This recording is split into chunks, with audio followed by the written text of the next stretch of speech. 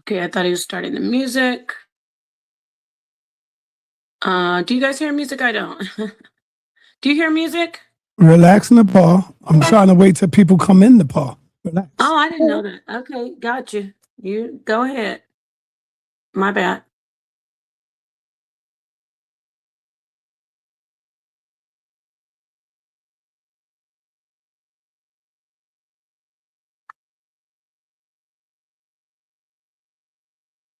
Okay.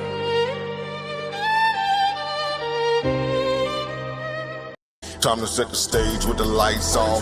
Let the little nigga breathe to the fight's lost. You ain't never like the room with the bright sauce. Hail Mary, they despise what the light brought. Let them roach niggas bleed if they can't see. sa.neter TV, what you can't be. They say that murder on my mind, now they can't breathe. Take a picture of the crew, that's your last peep. Oh, and need me your love, yeah, that's just me. Keep them jumping like some frogs so they might be. Leave when the sun set. And they don't really wanna bleed from the gunplay. And like mine, nigga smoking weed on the one-way street, nigga. Yeah, we see we outside with it. Pull up to the base like we might be with it on guard. Side these niggas like bullshit and they fraud. Let me chop them down with the sword. Walk them down like they little boys. This the toughest you gon' be in, we too hard. And you don't really want that smoke, my G.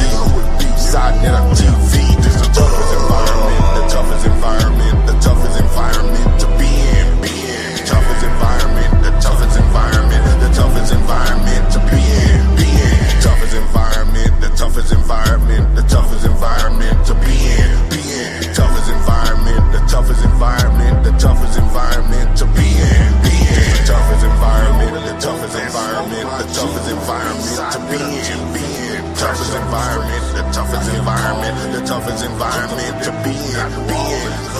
Keep that off your lip before you get flipped. We got sources over here, we don't just spit. Too many bosses over here, y'all just legit. Put them niggas in the game, let them get real. Don't even step unless you come in with that scholarship. That economic tip, gotta make a dollar flip. And I might be next, I don't give a damn, a truth rolling with me, so I'm feeling like the son of man. Too many gon' hate, gotta make a stand. I'm just trying to duck the lake, you don't understand. Read them when I greet them, that's my best plan. Head first shit, I'm just saying. Nigga meet me in LA, oh you just playing. Too many be fake, what the base saying. So I tell them they don't want no smoke before they end up in the newspaper next day. Smoke, this the toughest environment, the toughest environment, the toughest environment to be in. Toughest environment, the toughest environment, the toughest environment to be in. Toughest environment, the toughest environment, the toughest environment to be in. Toughest environment, the toughest environment, the toughest environment to be in. The toughest environment, the toughest environment, the toughest environment to be in. Toughest environment, the toughest environment, the toughest environment to be in. Toughest environment, the toughest environment, the toughest environment to be in. Toughest environment, the toughest environment, the toughest environment to be in. And this is it right here. The toughest you gon' ever be in. You wasn't conscious before us. Y'all niggas was asleep. We woke the sleeping giant. We did it. sa.neter TV.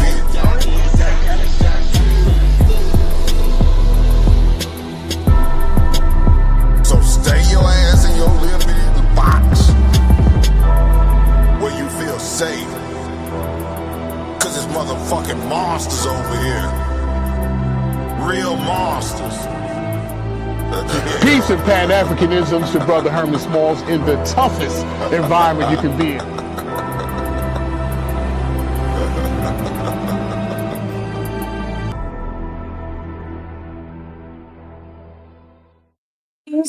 Peace, assalamu alaikum, hotep, namaste, jambo, ashe, shalom, shalom, all the greetings of love and light to the darkest minds of the light, to the HOK family, to the House of Consciousness family. Please hit the like button. Please come on in and get ready to enjoy another premier top-notch debate. We have Issa Queen coming against our brother King J. So come on in and get ready to listen to a classic in the making. I would like to say if you are, I think we're only streaming on one channel. Yeah, never mind. Never mind. I was going to say if you are on any other channels, come on over to the House of Consciousness. Let's get right into it. If you guys are ready, I know I am. We've been waiting for this for a while. I'm going to leave it up to the debaters to tell us what the title of the debate is. We have King J turned in his camera, and if Issa Queen, you can go ahead and cam up as well. What is the title, King J? What is the title of your debate? Is feminism created by white women? I think that's the topic that we pretty much know. Okay, Issa Queen, what do you say? Is that the topic? What is the topic of your debate? You're muted. You're muted, Queen. Issa Queen, you're muted. There you go. Unfortunately for my brother, yes, the topic of debate today is, did white women create feminism? Awesome. Yeah, he was correct on that. Perfect. Okay, so we have both debaters here. Keep on coming in. Share this link. Share this link. This is going to be, like I said, a classic in the making. You don't know. sa.neter might lock this one down in the crate. So this is a free debate. Can you hear me? I can hear you. Okay. This is a free debate, and it really, in my opinion, should be a paid debate, but sa.neter has graciously given this to you, and the two debaters who invested their time and all their research and preparation, they are doing it for free as well. So don't forget to hit the Cash App. Don't forget to share the link. Don't forget to support the channel, the platform, and the debaters. All right. So these are the rules and the format of the debate. Of course, we know no ad homs, no talking when it's not your time. Cam up during the debate. Debaters are not allowed to be in the chat during the debate at any time. And we have a 2-minute opening for both of our debaters. They will come in, set their premise, let us know what they're going to be trying to prove. And then we'll go into the 3 rounds. Each debater will have 3 rounds. They are 15 minutes. The rebuttal will come after those 3 rounds, and you'll have 6 minutes to rebut anything that you want to rebut from the 3 15-minute rounds. Once you do your 6-minute rebuttal, each debater will have a 6-minute rebuttal. You will go right into your question and answer round. Question and answer will actually be each debater being allowed to ask their opponent 3 questions each. The opponent has up to 1 minute to answer the question, and then we will return to the asker of the question, and that person will be able to rebut the answer that was given. So I just want to make sure you guys are clear on that one. Issa Queen, you understand that part about the rebuttal and question and answer round? Yes, I do. Awesome. King J, you understand that you have 3 questions, and then the person you ask has up to a minute to answer, and then you get to rebut that answer with 1 minute afterwards. You understand that, right?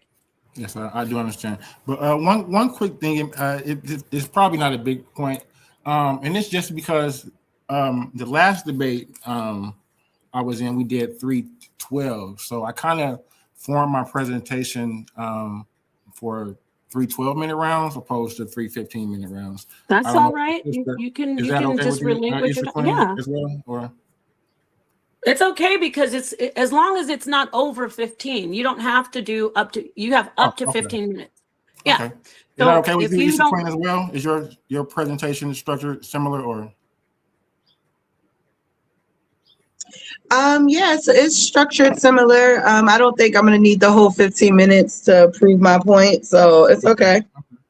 Okay, well, that is great, because I'll be needing my whole 15 minutes. So that's awesome, you guys. If you do, you have the option now, to go over the 12 if you need to. You will have 3 15-minute rounds. Okay. But you definitely can relinquish your 3 minutes. You know what I'm saying? You don't have to do the whole 50 minutes. So thank you. That's a great question. And so we did rebuttal 6 minutes after those 3 15-minute rounds, question and answer round, three questions each. 1 minute to answer, 1 minute to rebut, and then we go to the closing. Your closing will be 5 minutes, and we will have completed this this debate between the two opponents, two competitors. All right, two competitors. All right, anybody have any more questions before? Oh, who is the challenger? Who wants to go first? I'm taking the affirmative, so I think I probably will go first. Or okay, is that okay with you, Issa Queen? Awesome. Okay, so without further ado, ladies and gentlemen, get ready. We will be putting a poll at the end of the debate, and we'll, of course, maybe we'll do an after show. I don't know, but we're going to go into it right now. We're going to go into our intros, 2-minute intros. King J, I have the clock. By the way, when Polls, no polls. Polls. okay, okay, we don't have to do a poll. All right, no worries. Okay, now, I will jump in at when you. So you're doing 12 minutes. yes. So yes. at 11 minutes for both of you, I will come in and say, you know, you have 4 minutes left, meaning Okay. you're at your 11-minute mark. You get what I'm saying? Okay. And so once it hits, if you don't say to me, okay, I'm done at 12, I'm not going to jump in and stop you. I'm going to Okay. let you go until 15 minutes. You understand? Okay. You understand that, Issa Queen? Okay, great. So, all righty. Everybody, here we go. Cameras on. And for you, King J, I need to turn your camera on and come on in. When you start talking is when your time begins. Your 2 minutes. I am in. Okay. So here we go. I stand before you today to draw a line in the sand between universal balance and Western conflict. My opponent will likely attempt to tell you that feminism is an ancient African concept. She will try to retroactively drape a 19th century European label over the shoulders of our ancestors. But I'm here to tell you that calling the Queen mothers of Ghana or the Umas of Nigeria feminists is an act of intellectual colonization. It is an insult to their sovereignty. American feminism, as founded in the parlors of Seneca Falls in 1848, is a White House built on the foundation of individualism and property. It is a movement of the mistress seeking to share the power of the master. It was designed to address the specific sickness of the Western world, a world where men and women were pitted against each other in a struggle for dominance. Our ancestors did not need feminism because they lived by Mayat. They did not seek equality, which is a Western legal term for two parties fighting over a piece of the pie. They practiced complementary. In the systems of the Dogon, the Yoruba, and the Kemetic people, the men and the women were seen as the two wings of a single bird. One does not seek to be equal. To the other, they seek to be in balance so the bird can fly. When we adopt the term feminist, we are abandoning the sovereign purple of our high science systems for the lavender detour of Western gender wars. We are trading our throne for a seat in someone else's courtroom. Today, I will prove that feminism is not our heritage. It is our distraction. We don't need a movement that helps us fight each other. We need a restoration of the balance that's once made us invincible. Time. That's my Great. Thank you so much for that 2-minute opening, King J.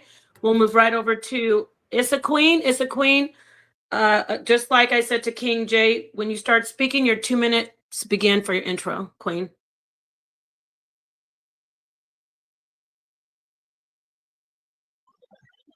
Okay, let me just move my camera over and then I will begin my introduction.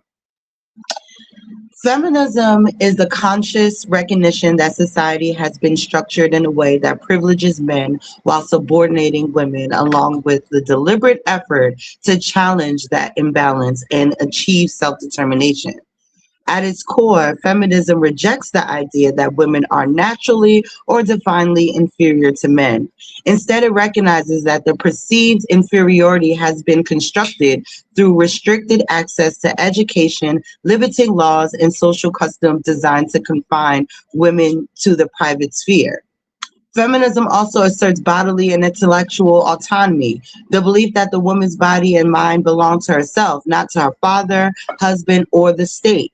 This includes the right to education, self-expression, and control over one's own life.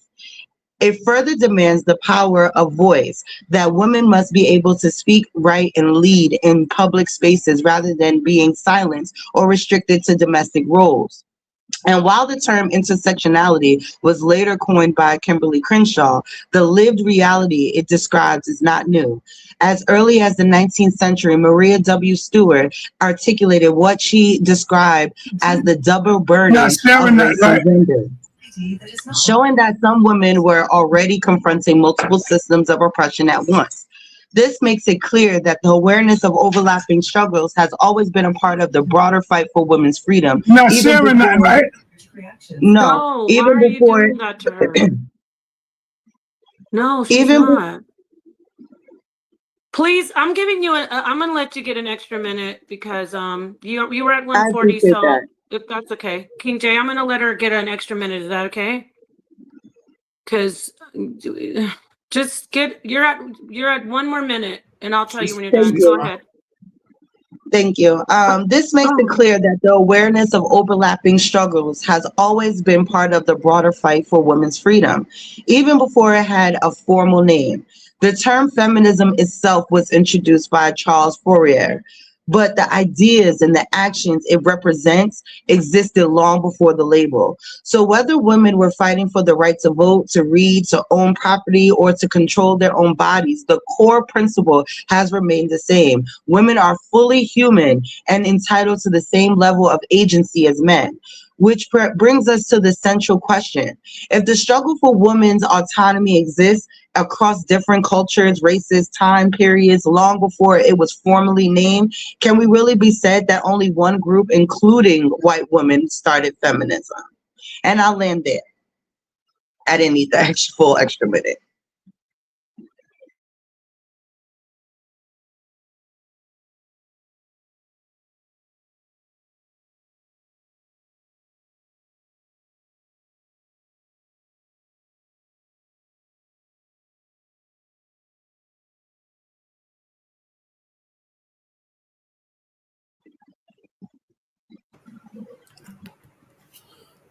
Just waiting on the pod to get back.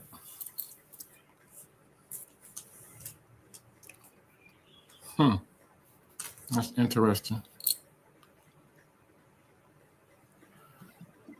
Yeah, we're not Why, supposed why, to. why am I getting muted? It's weird. This is StreamYard, y'all. It's StreamYard. Okay, what I was going to say is, I don't know how much you heard of what I said, but we're about to go into our 3 15-minute rounds. It's about to get lit. Everybody get ready. Share this because this is going to be fire. King J, when you start speaking, your time begins. I will come in at 11 minutes and tell you you have 4 minutes left. When you want to stop, it's important for me to tell you guys this. I won't just know. You'll just say, okay, I concede the rest of my time because you get a whole 15 minutes, okay? All right. Okay. All right, when you start speaking, sir, your first round begins. You have 15 minutes.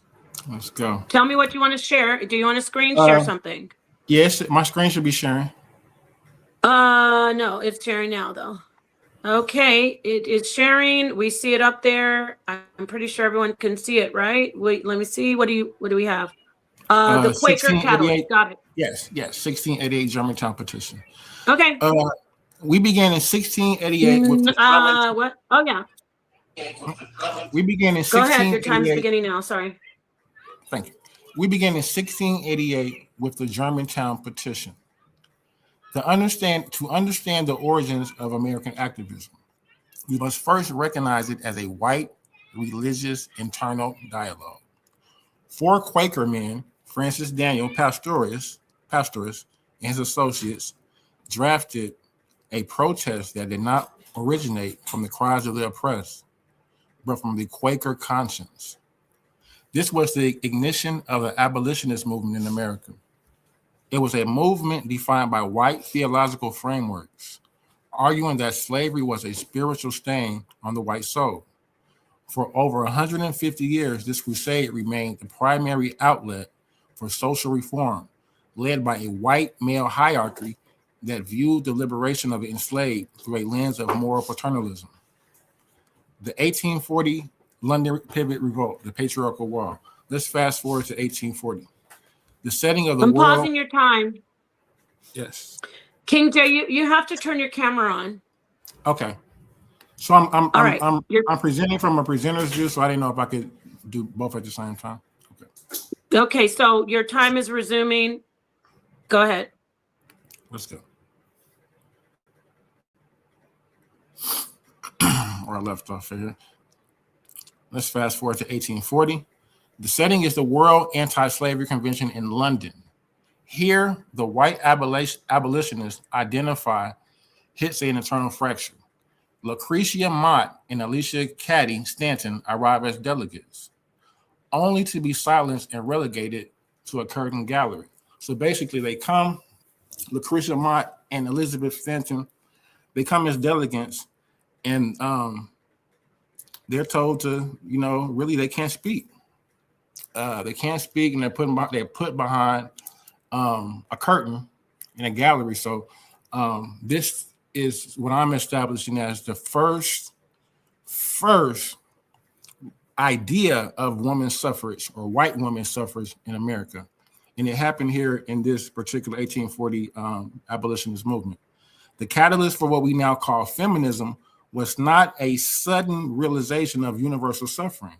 It was a reactionary response to patriarchy within the abolitionist ranks. Mott and Stanton did not leave London focused on the chains of the plantation. They left focused on the chains of the parlor.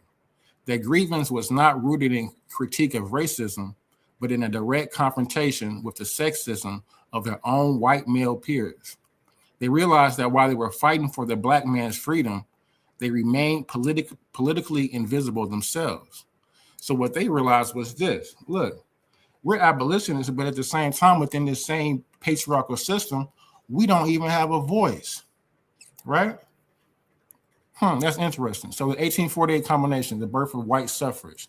This friction led directly to Seneca Falls in 1848, when the Declaration of Sentiments was signed.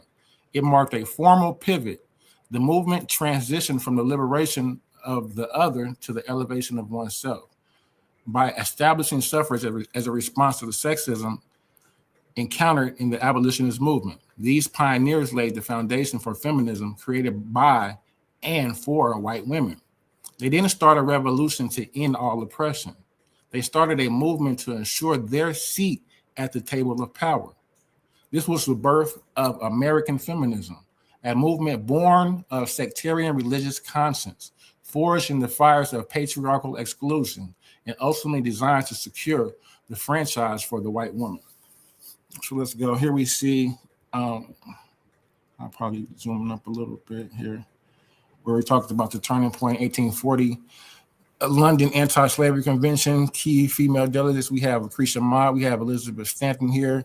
We see here that Mott and Stanton experienced what they experienced at this slavery convention led to the Seneca Falls Convention. Here they actually modeled their Declaration of Sentiments after the Declaration of Independence. It says modeled on the Declaration of Independence, a foundational document demanding civil and political and religious rights for women. So basically in their Declaration of Sentiments, all they did was basically change the words they added women into the word woman into that, right? So let's go here into the Quaker catalyst. To understand the trajectory of American feminism, we must start in 1688 with the Germantown Petition. This was the ignition of the abolitionist movement, but more importantly, it began as an internal moral crisis within the Quaker conscience. For over a century, this movement was the primary training ground for white social activists. It established the networks, the petitioning tactics, and the moral language that women like Lucretia Mott and Elizabeth Cady Stanton would eventually inherit. However, the universal liberty preached in these circles had a ceiling. The transition from fighting for the enslaved to fighting for themselves happened in 1840 at the World Anti-Slavery Convention in London. When Mott and Stanton were barred from the floor by their male peers, their mission shifted. They realized that the same patriarchal system that they were using to fight slavery was the very same system keeping them silent.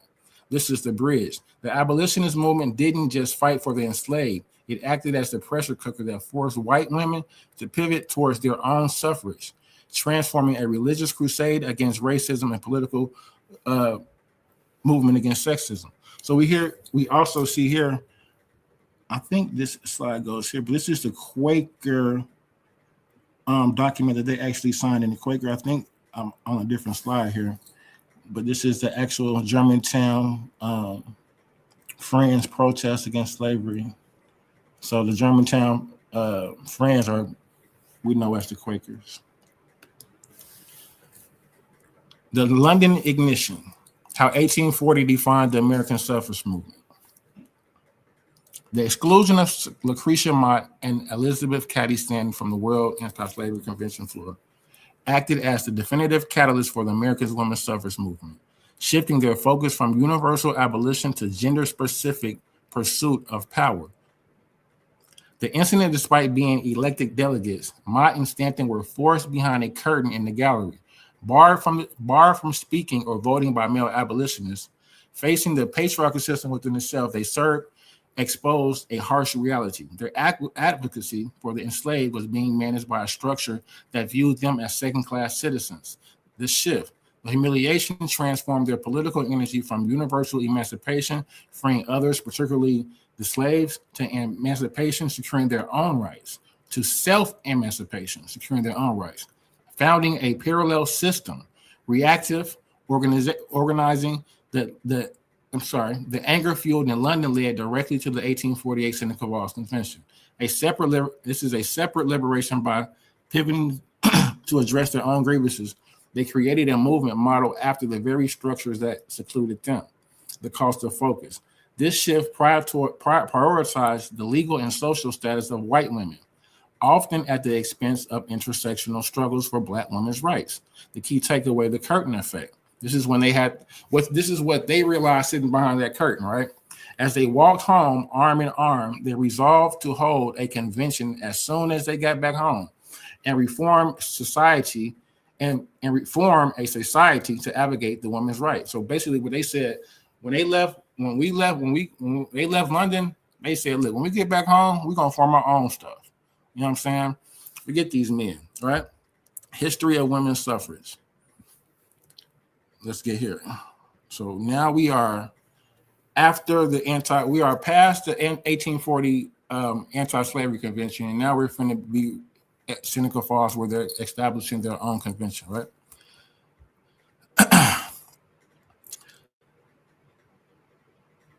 Elizabeth Cady Stanton arrived at the World Anti-Slavery Convention in London, not just as activists, but as elected delegates. I'm sorry, I couldn't see that.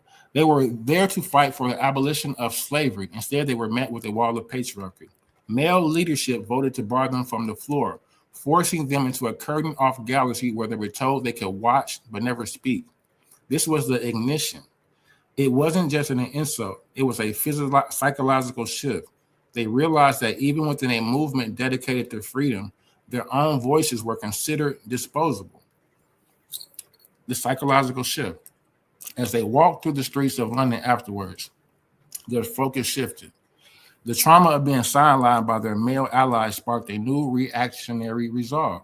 They decided that they would no longer wait for men to grant them space.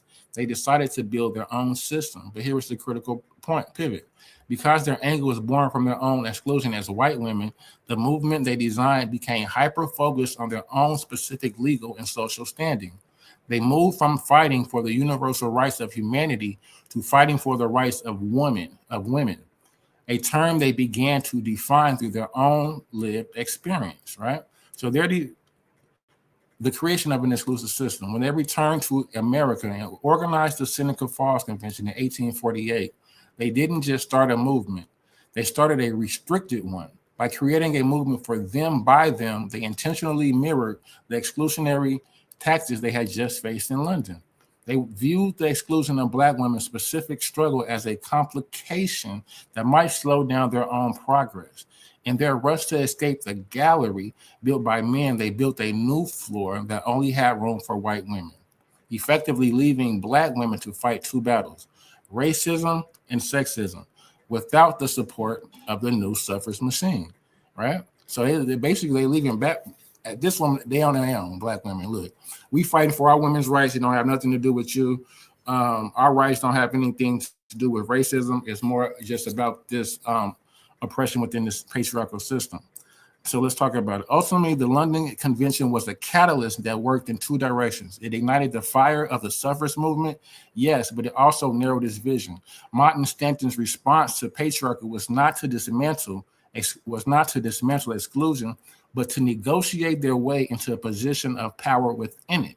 The American suffrage movement was born out of a desire for agency, but it was an agency bought at the price of intersectionality, setting a precedent for white-centric feminism that would take over a century to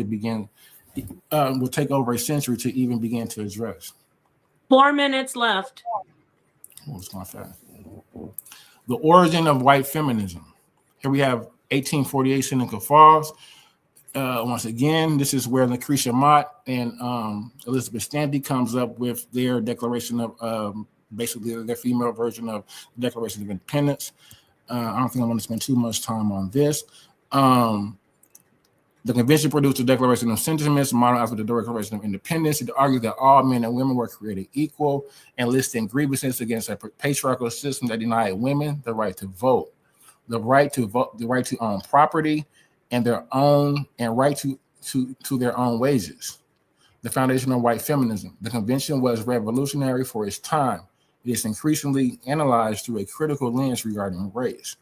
The movement primarily sought to secure for white women the same legal and social status held by white property-owning men. This is a crucial point. The movement, this white feminist movement that Mott and Stanton is creating, primarily sought to secure for white women the same legal and social status held by property-owning white men, and was often meant owning us. Later in the movement, leaders like Stanton and Susan B. Anthony used racist rhetoric to argue that educated white women were more deserving of the vote than Black or immigrant men, cementing a white feminist framework that prioritized the interests of that racial ruling class. The primary legal framework the movement sought to overturn was the common law doctrine of coverture. So we can talk about coverture. Under coverture, a woman's legal identity was submerged into her husband's upon marriage. She could not own property. She could not sign contracts or keep her own earnings. The legislative response and the primary victory for the Seneca Falls organizers was the Married Woman's Property Act of 1848.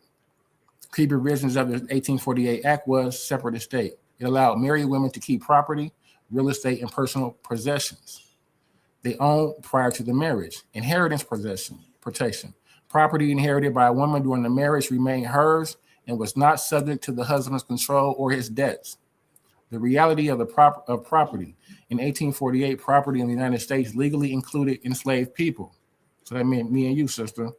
By fighting for the right to hold and manage property, white women were also fighting for the right to legally own, buy, and sell Black people like me and you, which provided them with a form of economic and social power within the existing racial hierarchy. So within the origin of this white feminist movement that we have here in America, sister, we see that they weren't fighting for your rights in regards to racism. They were fighting for rights to own you as property, sister. They wanted to own you. When we talk about the 15th Amendment, we usually hear the common refrain that Black men got the vote first. I know this is one of your talking points, right? But I want to challenge that narrative as a historical fallacy. If you look at the actual text on the 15th Amendment ratified in 1870, you'll notice something critical. It is genderless. It forbids the denial of the vote based on race, color, or previous condition of servitude. It does not say men only. The fallacy is confusing the language of. Where am I, Queen? You're at 15 minutes time. Okay. You can finish your sentence. The fallacy is confusing the language of the law with the prejudice of the men enforcing it. And I yield. Thank you very much, King J. Thank you so much for completing your first round. You can take down your what you're sharing. Issa Queen, it is your first round coming up right now. Your time begins when you start speaking. I will come in at, if you want, 11 minutes until you have 4 minutes remaining, or you can just take your whole 15 minutes. As you see, he was easily taking his. Do you want to do your whole 15? I just come in at 14 until you have a minute left, or you want to do 12 and I come in at 11? To be honest, I'm just gonna talk my ish, and when I land my plane, I land my plane. I don't think I'm gonna hit 15 minutes, but if I do, I'm gonna take it. Okay, then I will come in and tell you, just if you keep going, I'll come in at 14 minutes just to give you an idea when you start winding down. So I'll come in at 14 minutes and tell you 1 minute remaining, okay? So I don't have to interrupt you otherwise. Yeah, no problem. I'm cool with that. Okay, can your you time see begins when you start screen? speaking. Excuse me? Can y'all see my screen? I'm sharing screen. No, yes, I'm sharing your screen right now. Okay. It's added. As long as you can thank see you for it. asking. Yeah, thank you for asking. And when you start speaking, I'll go ahead and mute out and your time will begin. Your 15 minutes will begin. Yeah, I'm starting now. So, right. my opponent did exactly what I thought he was going to do. He was going to focus on white women. And this is how feminism is taught in this country. Over focusing on white women and their struggles of feminism instead of focusing on what Black women and other women of color has to deal with when it comes down to feminism. That's how white women gets to gatekeep feminism. Right, because we're telling a white version, and let's be clear, when we say white, we're talking about American white women, because only American white women are white. We are talking about their struggles and sidelining our own, and that's a gross miseducation into this on the subject. So before, I'm going to start ancient times. And before the word feminism, women across the world were already resisting systems that limited their political, economic, and spiritual power. In Kemet, 1500 BCE, during the reconstruction of power after the Hyksos invasion, Ahmose Nefertiti, the first official God's wife and wife of Ahmose I, was appointed a donation stele. A donation stele was created. The stele included a specific legal clause stating that no future king could ever revoke the estate or property of the God's wife. In 1470 BCE, the institution of the God's wife of Amun became a powerful political, religious office held by women. Hatshepsut used this role to build a base of legitimacy and orchestrate what historians describe as a non-violent rise to the throne by maintaining the title. Even after becoming king, Pharaoh, she directly challenged the idea that women could only serve as temporary regents and prove that religious authority could be a pathway to full sovereignty. Sorry, I need to move my camera. During the later Theban period, 750 to 525 BCE, women such as Nitocris the first held enough power that incoming rulers had to negotiate with them rather than conquer them outright. These women created a system where kings were required to formally adopt their successors, ensuring that the political authority of Upper Kemet remained under the female control, regardless of who ruled in the north. Nitzigret, the final god's wife in 525 BCE, I'm not going to butcher that name, expanded her authority by also holding the title of High Priest of Amun, traditionally reserved for men. Even as the Persian Empire moved to take control over Egypt, archaeological evidence from Karnak shows the continued performing rituals and asserting Egyptian sovereignty in the face of foreign domination. This was not a passive existence. This was an active resistance to a political and spiritual displacement. And this is feminism in ancient Kemet. In Hedwana, one of the earliest known names authors in history wrote about her own exile by a male usurper and her eventual restoration to power. In the exaltation of Inanna, she describes being cast out of her position with lines like, "I was expelled from the temple. I, the high priestess, was driven out.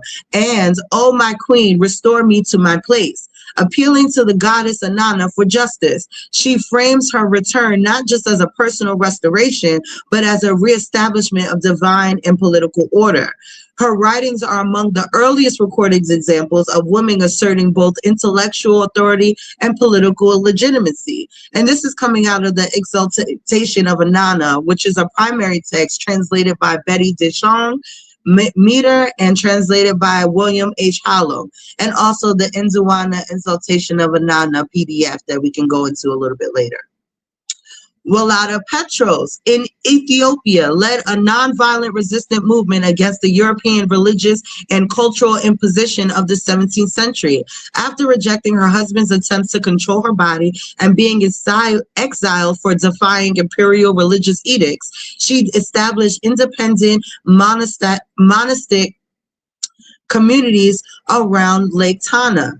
Her movement played a role in the emperor's 1632 decision to expel the Jesuit missionaries and preserve Ethiopian indigenous Christian traditions. Her life is recorded in the Gazla Walata Petros in 1672, one of the earliest known full-length biographies of an African woman written in African language.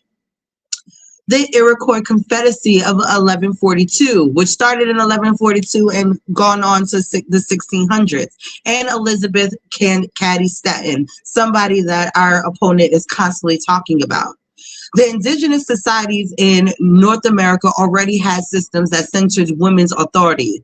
Among the Iroquois Confederacy, clan mothers held political power, controlled land, and selected male leaders. These systems were actively defended their way of life against European colonial pressures that sought to impose patriarchal norms. Early white feminists like Elizabeth Cady Stanton and Matilda Jocelyn Gage later acknowledged that they were influenced by these indigenous models of female authority. In the History of a Woman's Suffrage, Volume 1, Elizabeth herself said, "The women were the great power among the clan. As everywhere else, they did not hesitate to knock off the horns, as it was technically called, from the head of the chief and send him back to the ranks of the warriors." In the Sisters in Spirit, Haudenosaunee influence, or the Iroquois influence, on the early American feminists by Dr. Sally Roche Wagner compiled Stanton and Gage's quotes about Native influence on their feminist movement. And be clear, during this time, the indigenous clan mothers were fighting against European power. Please remember that they were trying to stop the civilizations of these tribal clans, because of the simple fact of they were going to lose their power. This is a feminist act. The early suffrage knew indigenous women had authority over their lives and their nations that U.S. women didn't. Rights to their bodies, their possessions, and their children, safety and political voice, Dr. Sally Roche Wagner said. What if only women in the United States had the right to knock the horns off of the head, to oust officials if they failed to represent the needs of the people? This is a quote referencing Matilda Jocelyn Gage, highlighting the Iroquois power to recall the leaders. In 1836, Cherokee women were organizing, petitioning, and resisting land theft. They spoke as mothers, not to beg, but to assert authority. They didn't just fight for the rights, they fought for the survival of the nation. And even when forced to speak in colonial language, their message was clear. The land, the people, and the future were inseparable. Cherokee women submitted formal petitions to the National Council resisting U.S. civilization policies that aimed to dismantle matrilineal structures and replace them with patriarchal systems. Sor Juana Inés de la Cruz, the first American feminist. In the Americas, Sor Juana openly defended women's intellectual rights. In her 1691 work, Respuesta a Sor Felicia, Response to Sor Felicia, after she received a letter from the Bishop of Puebla, Manuel Fernandez de Santa Cruz, saying that she shouldn't study secular subjects and focus only on religious texts. She argued for women's access to education, famously stating that one can philosophize even while performing domestic labor. In her poem, Hombres Necios que acuesas, You Foolish Men, she directly criticized male hypocrisy and the social structures used to suppress women's autonomy. And I want to be clear, all of this happened before the Seneca Convention that my brother likes to point to as the start of feminism. And I knew he was going to make this mistake. Christine de Pizan, 1364 to 1430, wrote the book of the City of Ladies in 1405, specifically to combat misogynistic literature of her time. She argued that women were intellectually equal to men and only appeared inferior because they were denied education. Jane Anger in 1589 published Jane Anger's Her Protection for Women, believed to be the first English language defense of women's rights. She wrote to direct response to male authors who mocked women, asserting that women's virtue was superior and that they were unfairly treated. So across Africa, Europe, and the Americas, the pattern is clear. Women were not waiting for the term to define their struggle. They were already organizing, resisting, writing, and leading. So if women across multiple civilizations were already fighting for autonomy, power, and intellectual recognition, long before the word feminism exists, the idea that any white woman started it becomes historically inaccurate. But let's continue. Since my brother already started talking about the coverture laws, let's just skim through these. Married Women's Property Acts. These laws are important because they prove coverture existed, and these laws were created to undo it. Mississippi Married Women's Act, property of 1839, allowed women to own property initially to protect slaveholding wealth, which is correct, like my brother said. New York Married Women's Property Act of 1848 allowed women to, and in this Property Act of New York City, or of New York, allow women to own property, keep earnings, and enter contracts partially in this. And even though this does not include the Black women yet, it does not also stop at slave holding states. Earnings and contract restrictions. Even after property acts, husbands often still control wives' wages. Women's contracts could be voided. Courts often favored husband in disputes. These weren't always single laws. They were legal precedents enforcing coverture. Colonial law. American colonies adopted English common law automatically. That means coverture wasn't a law passed. It was a default legal system. Married women couldn't enter contracts. Property automatically transferred to husbands upon marriage, and wives' labors and wages legally belonged to husbands. After independence, the U.S. kept English common law unless states changed it. Coverture continued nationwide. Commentaries on the Laws of England by William Blackstone. Blackstone states the very being or legal existence of the woman is suspended during the marriage. And custody rights, guardianship laws. Fathers have primary legal control over children. Even if the mother raised them, the father died, courts could assign another male guardian over mothers for property matters. So this issue that we've been having with the child support and the child care system has been a very long system that didn't always favor women. Marital rape exemptions, one of the clearest extensions of coverture. The legal claim, a husband cannot rape his wife because she has given permanent consent through marriage. This comes from English jurist Matthew Hale. This doctrine remains in U.S. law until the marital rape criminalization of the 1970s through the 1993. All 50 states had criminalized marital rape by 1993. This is in our generation where men could still rape their wives. And why is all of these coverture laws important? Because when Black women left slavery, they came to these coverture laws. They are now property of their husbands. And after being enslaved for about 200 years of my lifetime, nobody wants to be a slave to their husbands after that. 1 minute.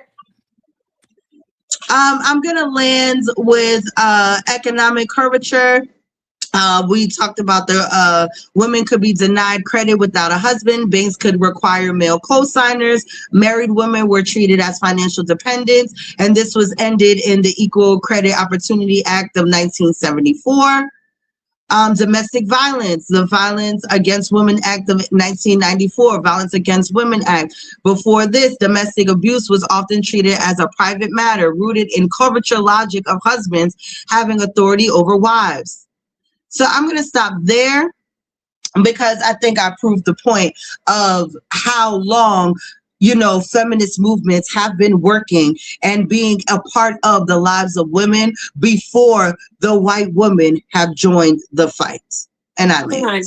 Thank you very much, Issa Queen.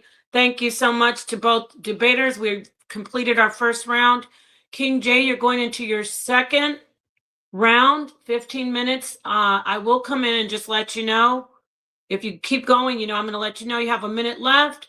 If you decide before the 15 minutes is up that you want to stop, clearly say I concede, and then we'll stop your time. So your time begins.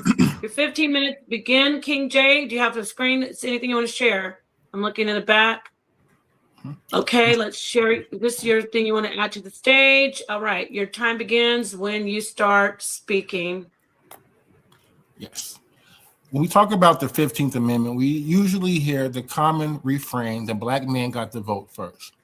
But I want to challenge that narrative as a historical fallacy.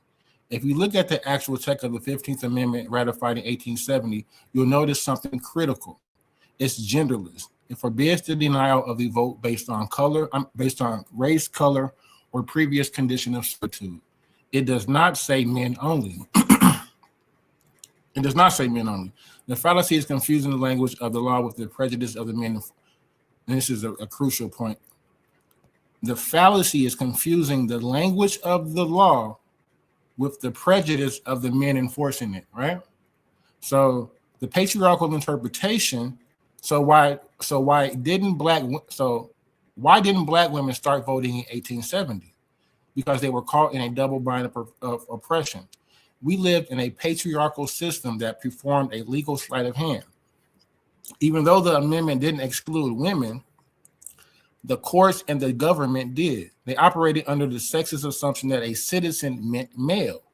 When it came to the ballot box, this wasn't a failure of the amendment's wording. It was a deliberate choice by a system that was simultaneously racist and sexist, opposing Black men through race and Black women through both race and gender. The Jim Crow disenfranchisement. After the 19th Amendment was passed in 1920, which supposedly fixed the gender issue, the patriarchal system just pivoted. They didn't need the Constitution to say Black people can't vote if they could use Jim Crow laws to do the work for them. They used grandfather clauses to protect white voters and literacy tests and poll votes to silence everyone else. For nearly a century, the 15th Amendment was a check the government refused to cast. Whether you were a black man granted rights in 1870 or a black woman granted them in 1920, the reality on the ground was the same: systematic disenfranchisement. And for some reason, the sister thinks that this system is only oppressing the black women and not oppressing the same black man that's in the same household with her. The conclusion: in 1965, the truth is, neither black men nor black women truly had their voting rights secured until the Voting Rights Act of 1965. It took 95 years to dismantle the barriers that the 15th Amendment should have cleared on one day. To say black men had the right first ignores the fact that a patriarchal system denied that right to all black people. We weren't fighting for new rights in 1965. We were finally forcing the system to honor the genderless promise of 1870. The suffrage betrayal, foundational racism. To understand Wells, Ida B. Wells, we must first understand the term abolitionist. Historically, an abolitionist is someone who favors the immediate end of slavery. But for leaders like Wells and Sojourner Truth, abolition just wasn't a legal change, it was a lifetime commitment to racial dignity. Unlike many white leaders in the early feminist movement, Wells and Truth were race first. This means they viewed the liberation of black people from systematic violence and Jim Crow as the essential prerequisite for any other social progress, including the right to vote. The 1913 women's suffrage procession. This tension came to a head during the 1913 women's suffrage procession in Washington, D.C. Organized by Alice Paul, this march was designed to be a massive show of unity. However, that unity was conditional. To avoid upsetting Southern white suffragists, the organizers demanded that black women march in a segregated contingent at the very back of the parade. So I do want to ask the sister to get ready for the question that's coming up is how are you going to make these early abolitionists a part of a system that clearly didn't include them in it? For Wells, this wasn't an insult, it was a betrayal of the movement's supposed ideals. While other leaders suggested compromising for the sake of the greater cause or gender equality, Wells recognized that a feminism that excludes black women is simply a reinforcement of white supremacy. This is Ida B. Wells saying this herself. So here's some historical barriers to voting in the U.S. post-Reconstruction era. So while we were supposed to, on paper, be able to vote, it sounded good, these barriers were in our way. Grandfather clauses. Literacy tests, poll taxes, white primaries. While the 15th Amendment technically granted black men the right to vote, the post-Reconstruction South engineered a sophisticated legal wall to bypass the Constitution. This wasn't just about one law. It was a multi-layered system designed to ensure black citizens remain politically powerless. First, we see the financial and academic barriers. Polls taxes force impoverished sharecroppers to pay for a right they already own. While literacy tests were designed for failure, often requiring black applicants to interpret complex legal jargon that even scholars might struggle with. To protect white voters from these same rules, grandfather clauses were created. If your ancestor voted before 1867, you were exempt. This effectively funneled white citizens into the booth while locking black citizens out. When laws weren't enough, when white primaries treated political parties like private clubs to exclude black participants entirely. And racial gerrymandering ensured that even if a black community did vote, their influence was diluted. Understanding these mechanics is crucial. They weren't accidental hurdles, but a deliberate architecture of exclusion that required a century of struggle in the Voting Rights of Act of 1965 to finally dismantle. So let's get to the good stuff. So when we talk about the Western European context, when we talk about patriarchy and feminism, we're talking about the Western European conflict model. We see here in its foundation, the tradition and authority, males hold the primary power primary power, institutional dominance, and through state and church, gender roles are enforced. Through public sphere and the economy and politics, male leadership in the industry, government control, wage gap persists. Domestic roles, men are the breadwinners, women are the caregivers, unpaid labor devalued. In the feminist part of this conflict model, we have equality and transformation, advancing women's rights, challenging systematic inequity, social and cultural reform. Through representation and policy, we have political participation, where they are able to actually participate in these political voting systems that we see the Stanton and Mott are petitioning for. Equal pay initiatives, legal protections, reproductive rights as well, anatomy and choice, shared domestic duties as well, career choices for the women, of course, freedom from violence. When we look at this chart, we aren't looking at universal human truth. We are looking at a specifically Western European conflict. The patriarchy described here, where the castle and church institutionalized male dominance, is a product of European history. As a Black man, I see a model that places men and women in a permanent state of war, hence conflict model. But in many of our ancestral and traditional systems, gender wasn't a hierarchy of verse. It was a system of complementary roles, where roles were different, yes, but they were balanced of a whole designed for the survival of the community, rather than individualistic representation that we see on the right side of this depicted here in this graph. The whites only bargaining table. The feminism depicted in this model is historically a white woman's movement. It is a negotiation between white women and white men over the keys to the public sphere. When the model speaks of career choices and political participation, it ignores that fact for Black people. The struggle wasn't about women entering the workforce. Women have always been in the workforce, often by choice. This model lacks the intersectionality because it was never designed for us. It frames equality as white women gaining the same institutional power that white men used to colonialize the world. And that's exactly what we see here. It's not as if these white women are saying, come on, Black women with us. They're clearly putting race first, and they're simply wanting equality in the system that's oppressing us, right? This is what these white women are doing. Within this conflict model, they are asking for the same rights to oppress us. It's a fight at the seat at a table that was built on our backs, disrupting the complementary. By framing the private sphere as a site of domestic roles versus autonomy, this model encourages the breakdown of the family unit. What the West calls patriarchy, many traditional cultures call responsibility. When we replace traditional complementary roles with this European conflict model, we lose the synergy that kept our communities resilient.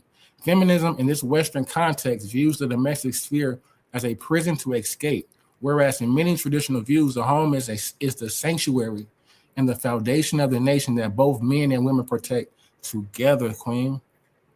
The ongoing evolution or destruction. At the bottom of this chart, we see evolution. At the bottom of this chart, we see here where it says backlash, evolution, ongoing social change. We see evolution and social change, but we have to ask, evolution for whom? If the social change only serves to make the Black woman more like the white man and the Black man a stranger in his own home, then this isn't progress. It's cultural imposition. We must stop trying to fit our rich traditional histories into this narrow binary European conflict. We do not need to choose between the crown on the left or the megaphone on the right. We need to return to the balanced and complementary system that existed before this conflict was ever imported to our shores. So with this chart here, I'm showing how the conflict model of patriarchy and feminism in its entire conception is foreign to us. So here we have an African complementary model, right? Where it shows and represents partnership and balance, right? We see here the male spirit, guidance and provision, right? We see community economics and political guidance, the male family provision and protection, leadership and tradition. We see the same here with the women, harmonious, balanced, and nurturing, community development and influence. We see all these things as partnership and balance in a complementary model for us. So I'm suggesting that the patriarchal system is foreign to us, sister. For centuries, African civilizations have operated on a profound philosophical system that prioritizes balance at the heart of many. Like the ancient Egyptian concept of Mayat is the idea of universal order and cosmic reciprocity. This is not just a theory, it is a blueprint of how society functions. This system is rooted in complementary. Unlike Western models that prioritize individual identity, traditional African systems recognize that male and female energies are distinct but mutually necessary. I mean, we see this in everything. We see the balance, we see the yin yang, we see complement, bringing whatever it is you may bring to the table in a complementary fashion, in a balanced manner, not asking for equality, right? Because you represent that in that equation. You represent the equality. So in our systems, you don't have to ask for the equality, right? They are two halves of one single whole, essential for the survival and wholeness of the community. In this model, the goal is not for one to lead and the other to follow, but for both to maintain a balanced scale. This stands in stark contrast to the Western European conflict model. This model, which underpins much of mainstream feminism, views gender through the lens of a power struggle, a zero-sum game of rights versus men. So your women's rights versus men. This is how this model of feminism and patriarchy is framed in this conflict model. It frames the relationship between genders as inherently adversarial, right? Leading into 1 minute remaining. 1 minute. Leading into a social tug of war that eventually fractures the foundation of the community. In fact, in many African languages, the very concept of patriarchy and feminism have no indigenous equivalent. These terms, we can't even say the word. These terms describe a specific Western history of exclusion and dominance. Societies like the Yoruba and Igbo and the Akan historically practiced systems where roles were parallel and complementary. Both genders held distinct, powerful political and spiritual offices that function as a natural check and balance on the other. This traditional model aligns more closely with Alice Walker's womanism than with Western feminism, emerging as a distinct.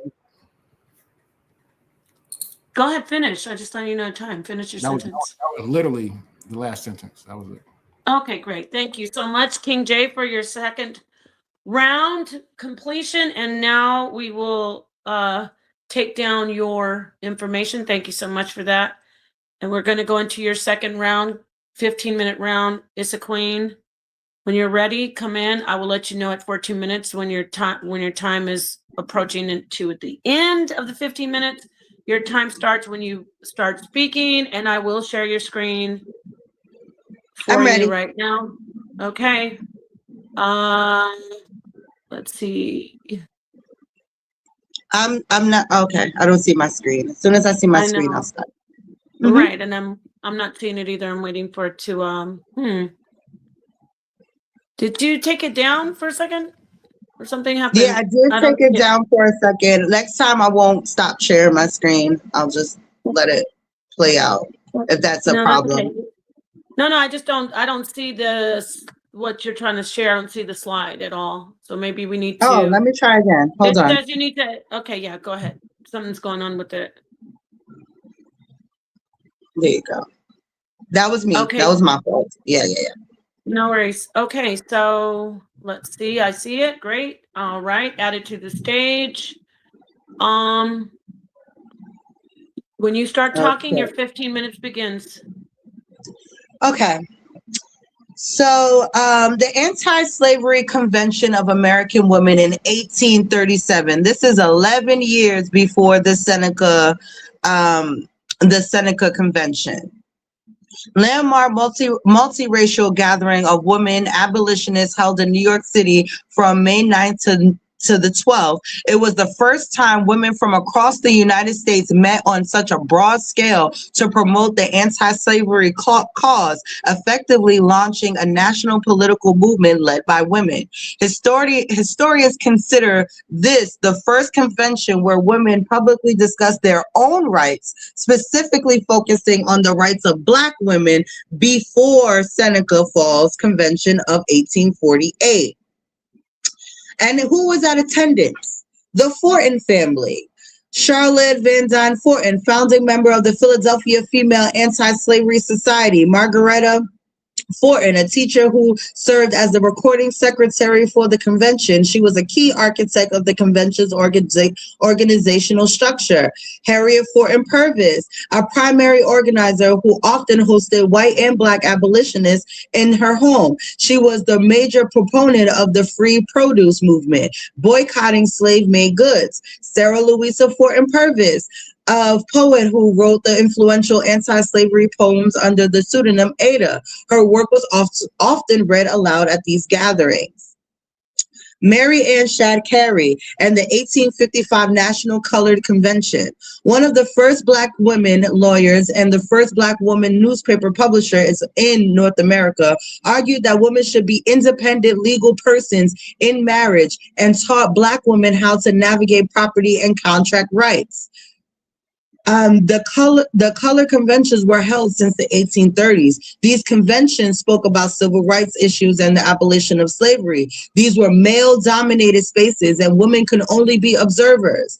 When it was suggested that she be admitted as a delegate, some men argued that the proper sphere of women did not include political debate. As a temporary measure, she was admitted as a corresponding member, which gave her a seat, but technically no vote. So literally, this is what I'm talking about when it happens to be about our Black spaces and how men and women are treated within the spaces.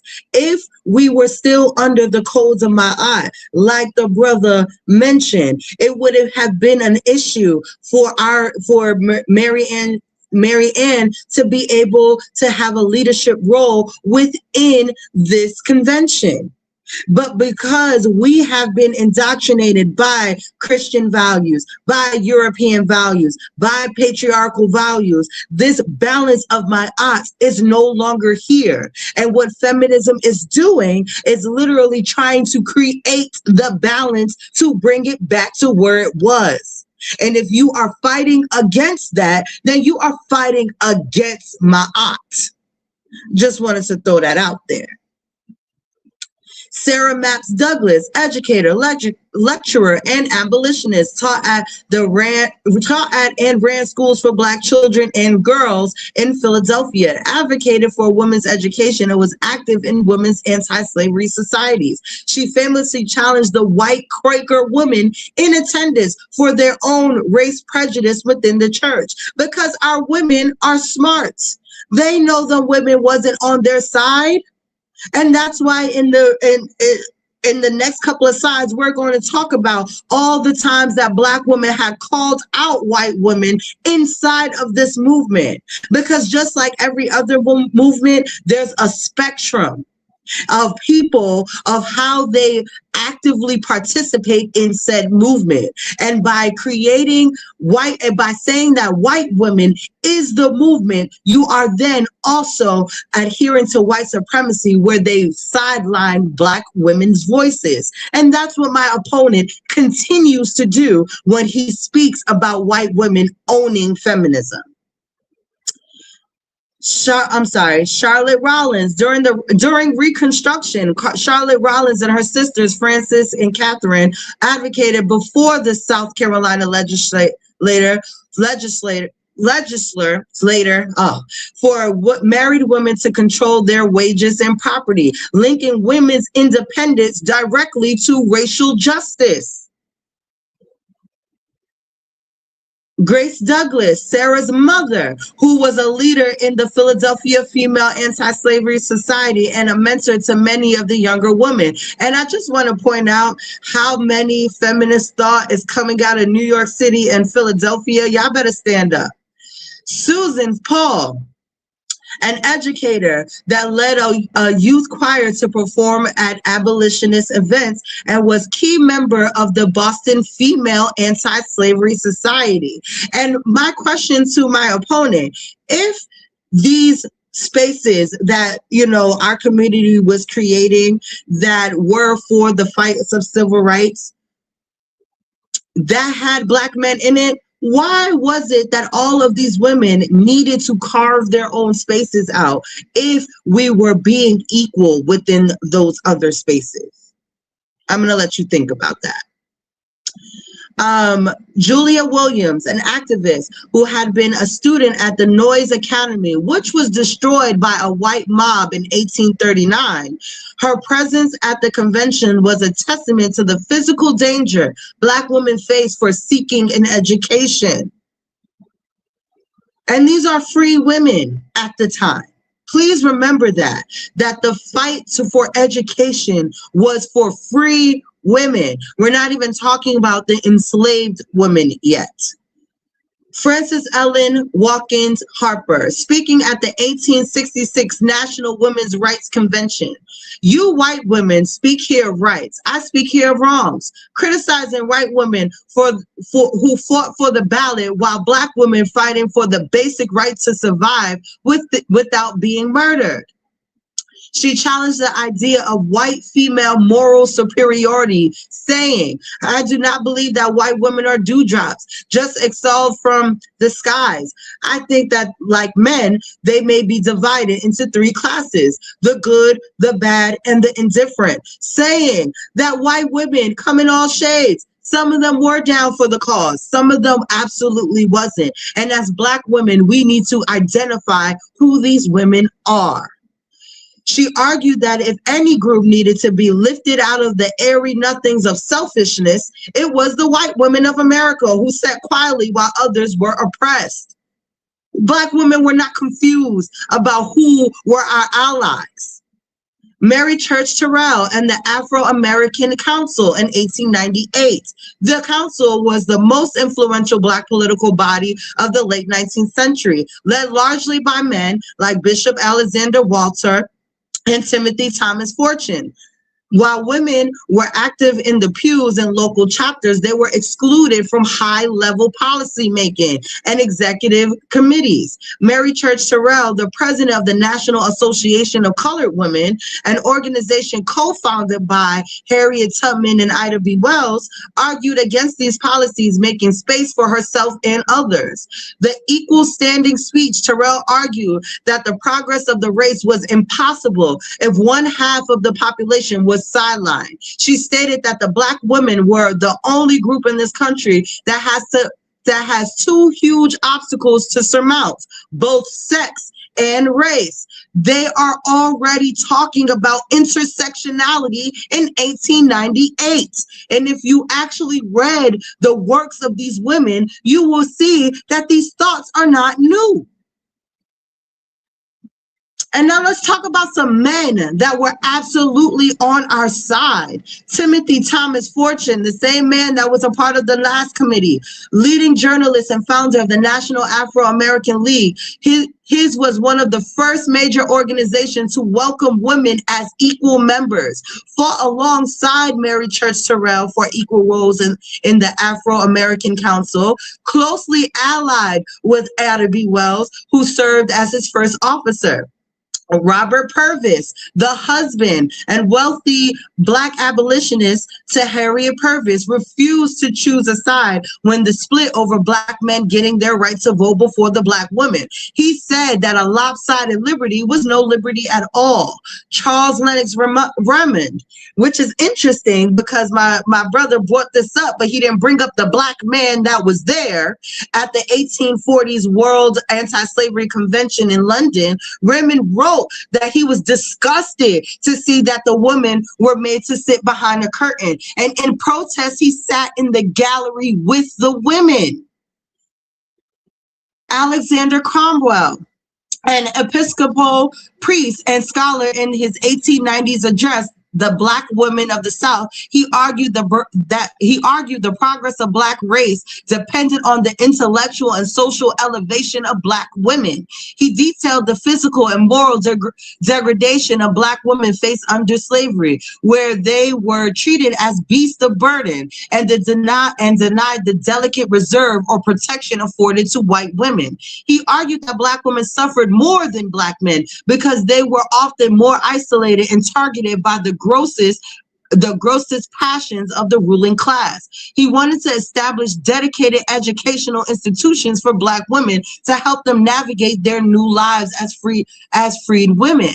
And these are our allies. This is where Black men are supposed to be, fighting with us against the oppression of the white supremacist government. Not fighting us, trying to tell us that we don't have a voice within our own communities. And in these spaces, creating spaces for ourselves, the literary societies of the 1800s, African Dorcas Association in New York City, 1828, the earliest documented group to focus on providing clothing, resource to Black school children while fostering a space for women to organize. The African American Female Intelligence Society, 1832, was an intellectual beacon where the invited speakers to discuss philosophy, literature, and religion. Here is where Maria Stewart gave some of her most famous speeches. Ladies Literary Society of New York City, founded by Henrietta R. Ray, Abigail Matthews, and Sarah Elston. They raised money to help runaways and famously helped Frederick Douglass escape slavery with the help of his wife, Anne Mary Douglass. These women are not just out here fighting for ourselves. We are fighting for the entire community, something that white women, that I do agree with King J, that white women was not doing. In 1867, at the American Equal Rights Association meeting in New York City, Sojourner Truth called out a hypocrisy while the nation debated the 14th and 15th Amendments, which gave citizenship and voting rights to Black men. And please look at that wording, which gave citizenship, because only citizens can vote. We're talking about that right now with the immigration laws, right? Only citizens can vote. And voting rights to Black men, but excluded all women. She warned both white feminists who ignored racism and Black men who ignored sexism. There is a great stir about colored men getting their rights, but not a word about the colored woman. And if the colored men get their rights and not the colored woman theirs, you will see a colored man will be the masters over the woman, and it will be just as bad as it was before. And I think that she was exaggerating, but she was absolutely making the point that by not declaring Black women citizens, you are giving them a new master under their husbands and coverture laws. Stewart acts at the same at the same association meeting. How long shall the fair daughters of Africa be compelled to bury their minds and their talents beneath a load of iron pots and cuddles? O ye daughters of Africa, awake, arise. Telling y'all, go and get y'all education. Go and be a part of the politics that is governing your lives. 1 minute.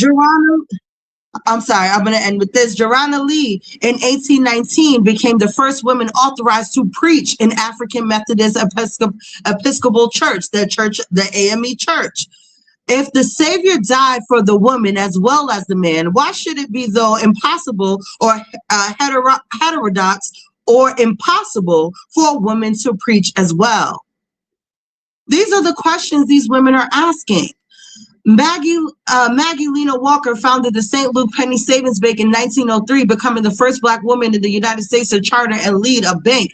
Her institution provided loans to Black families, helped finance Black-owned businesses, created jobs within the community, promoted savings and home ownership. Her banks did not exclude men, which the banks of her time were excluding her. It expanded economic access for everyone. Mary McLeod Bethune. Thank you. She just founded a school. You can finish that. You can finish that last statement. I'm just telling you. Yes. Go ahead. Mary McLeod Bethune founded a school in 1904 that became the Bethune-Cookman University, helping Black women and men to gain economic stability. That's it. Thank you. Thank you very much, Issa Queen. Thank you, King J, for both of you have now completed your second round. We're going into the third and final round for the debaters. King J will bring you up. And thank you, Issa Queen. She stopped sharing. King J will bring you up, share your screen, and let you begin your last 15-minute round. I'll come in at 1 minute remaining and let you know that your time is approaching the end. Okay. So when you start speaking, like I said, your time begins. Okay. I want to give some definitions to the debate.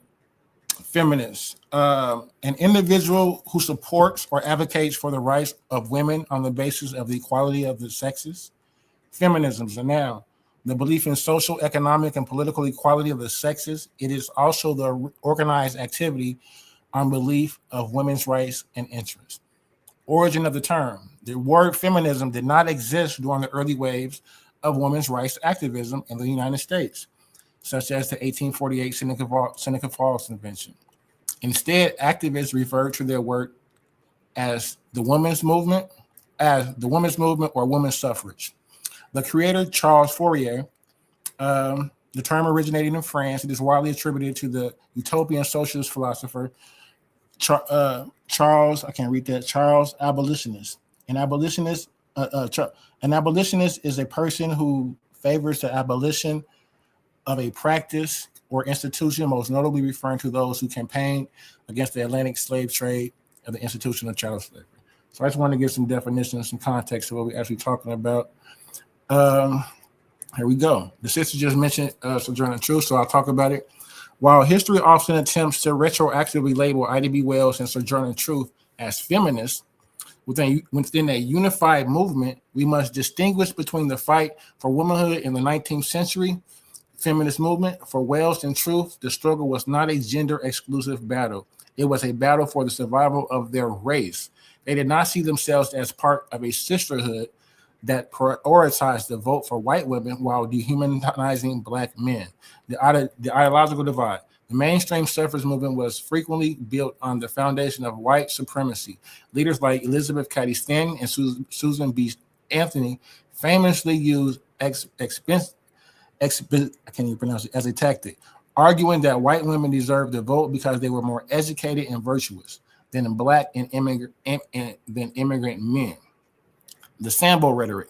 Stanton herself infamously used derogatory language, suggesting it was an outrage that Sambo Black men should have the right to vote before refined white women.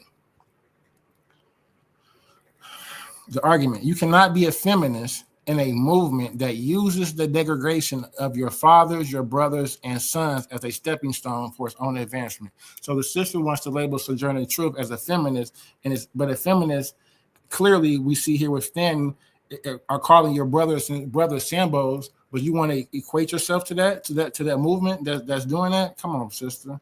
Ida B. Wells, the anti-lynching crusader. Ida B. Wells' primary mission was ending the domestic terrorism of lynching.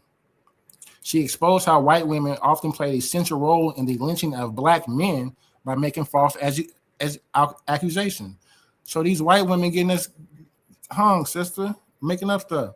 When Wells marched in the 1913 suffrage parade, she was told to march in the back, avoiding offending several white women. She refused. Her race-first stance was clear. This was a tool to protest against statehood. State-sanctioned murder, not a tool for gender parity within a white-dominated social structure. I don't want to do it too much on this. This is my last round.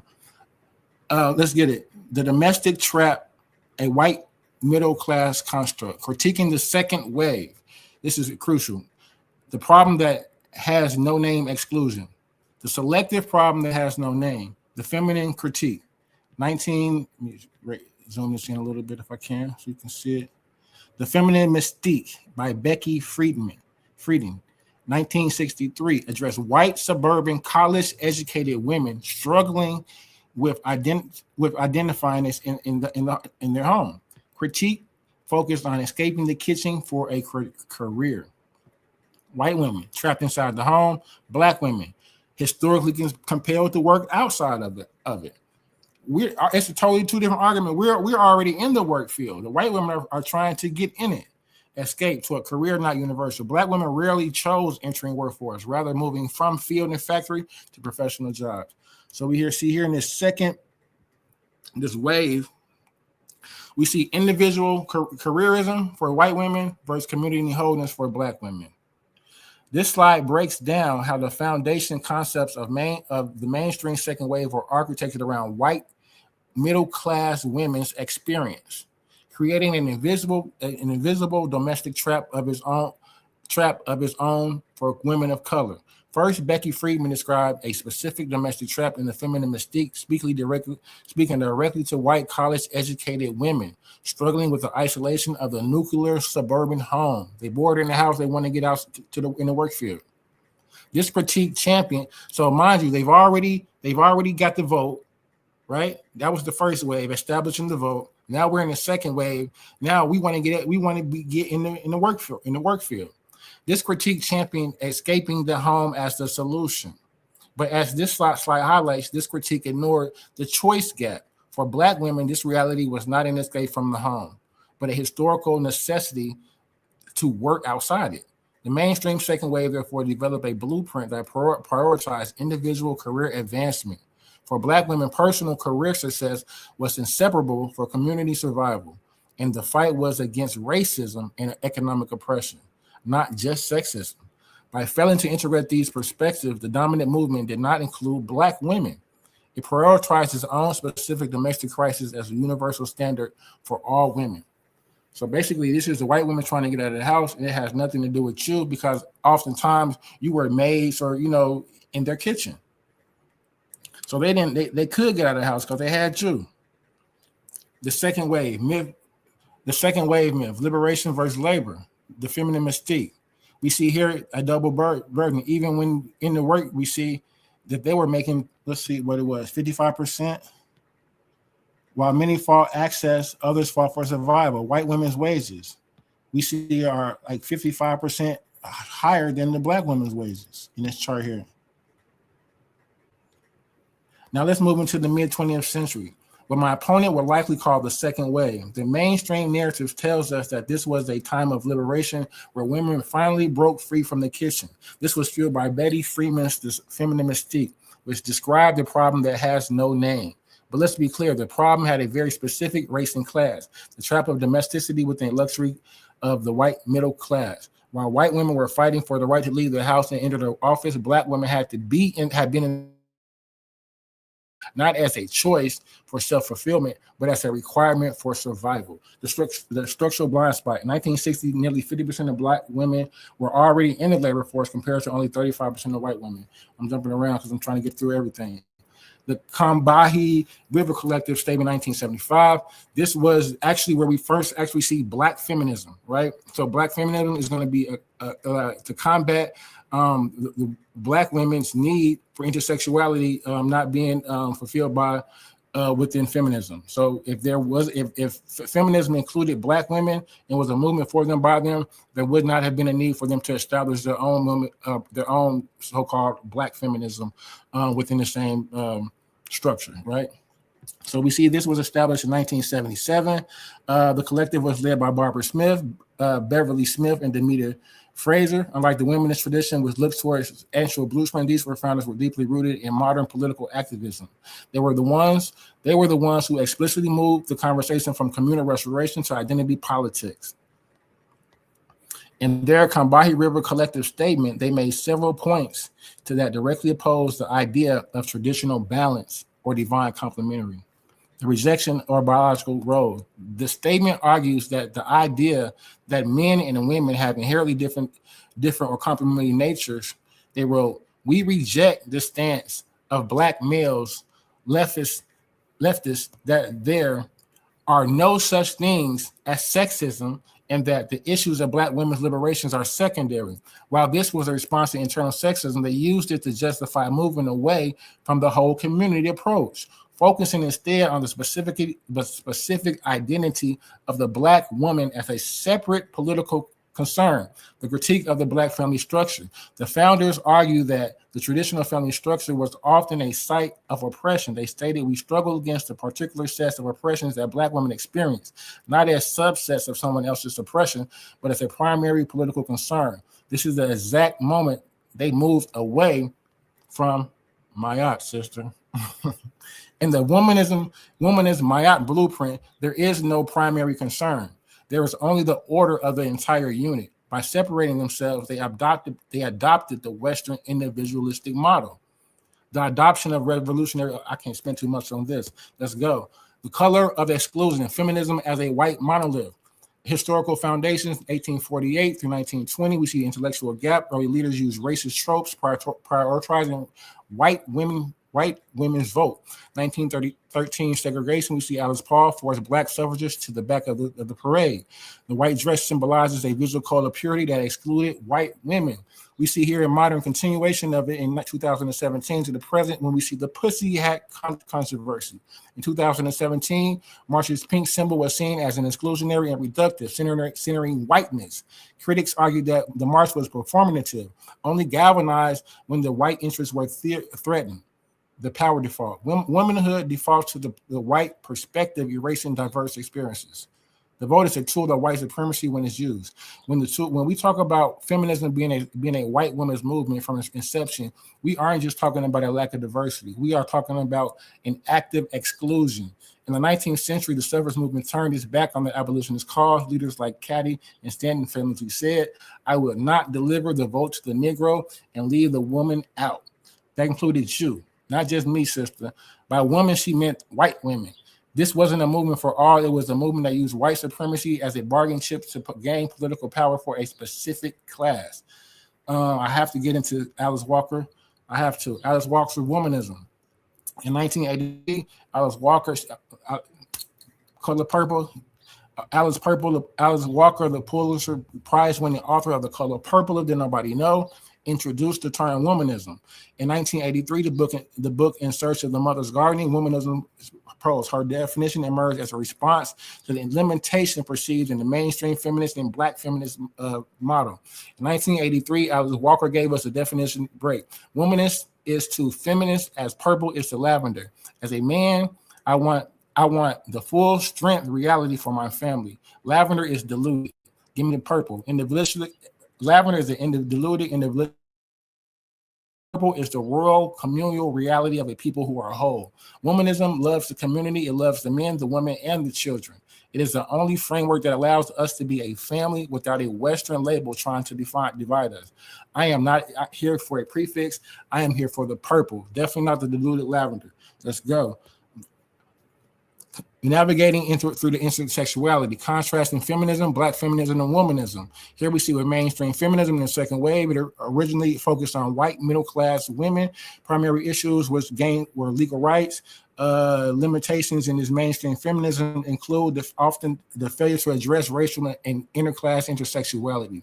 The assumption that the universal female experience was universal, which often was looked at as a white experience. Hence, we have Black feminism, right? Follows the blueprint of mainstream white feminism. So Black feminism is following mainstream white feminism, right? Same model, but the only thing is that it's excluding, it's still using the same conflict model. And by using that same conflict model, it's going to always keep us at odds, sister.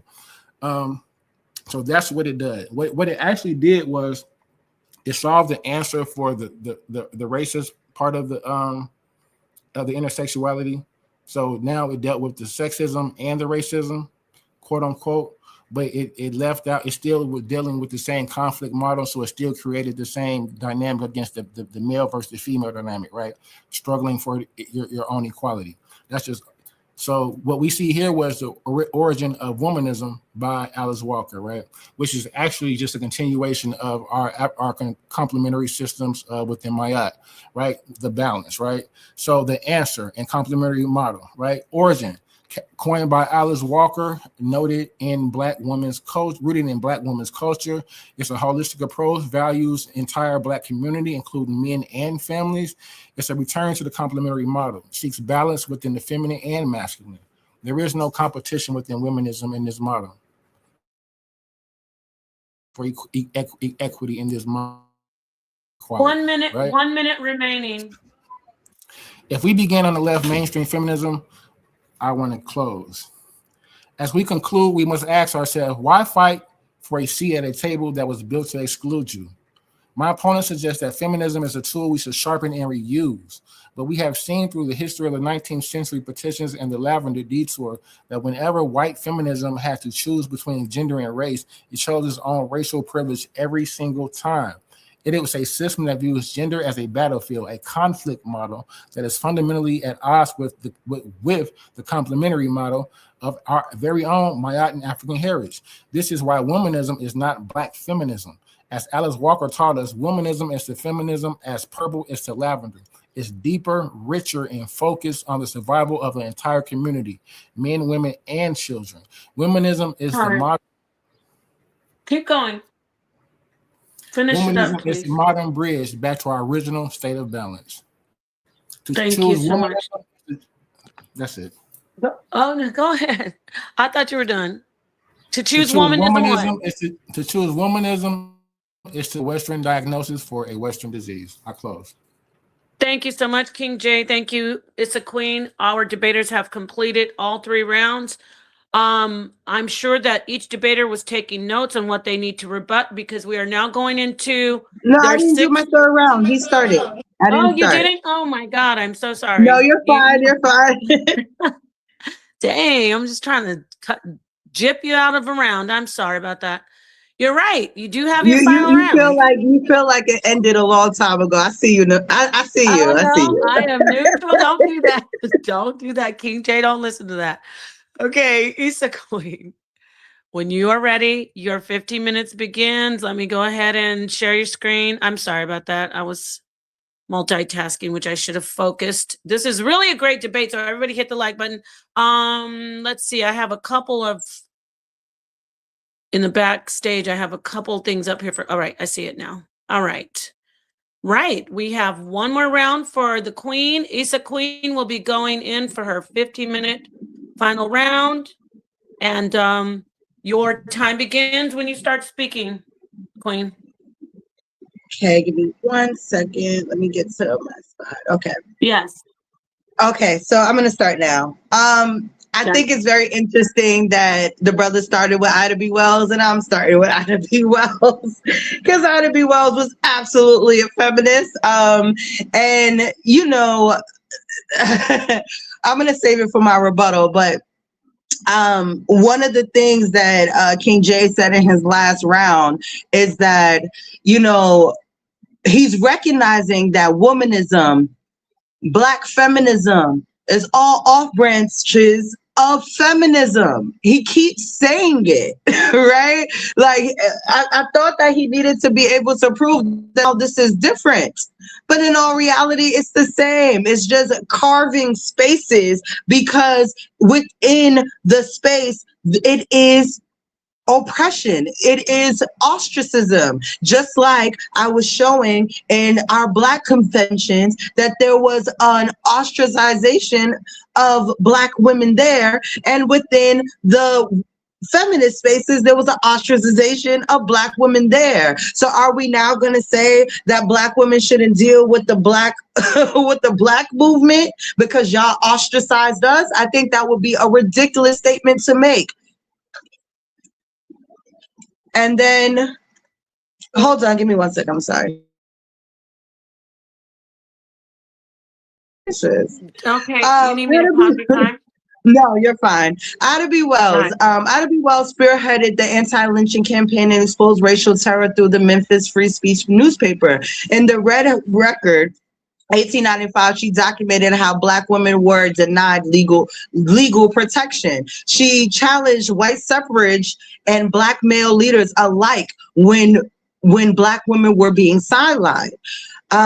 When the 1913 women's suffrage procession, organizers demanded that Black women march in the back, Ida B. Wells refused. After the parade began, she stepped out from the sidewalk and took her rightful place at the front of the Illinois delegation, linking arms with her peers and forcing the movement to be integrated. That is us protesting within the feminist movement. Because if she wasn't a feminist and she wasn't a part of suffrage, what the hell is she doing at the organizers' protest? Please explain this to me.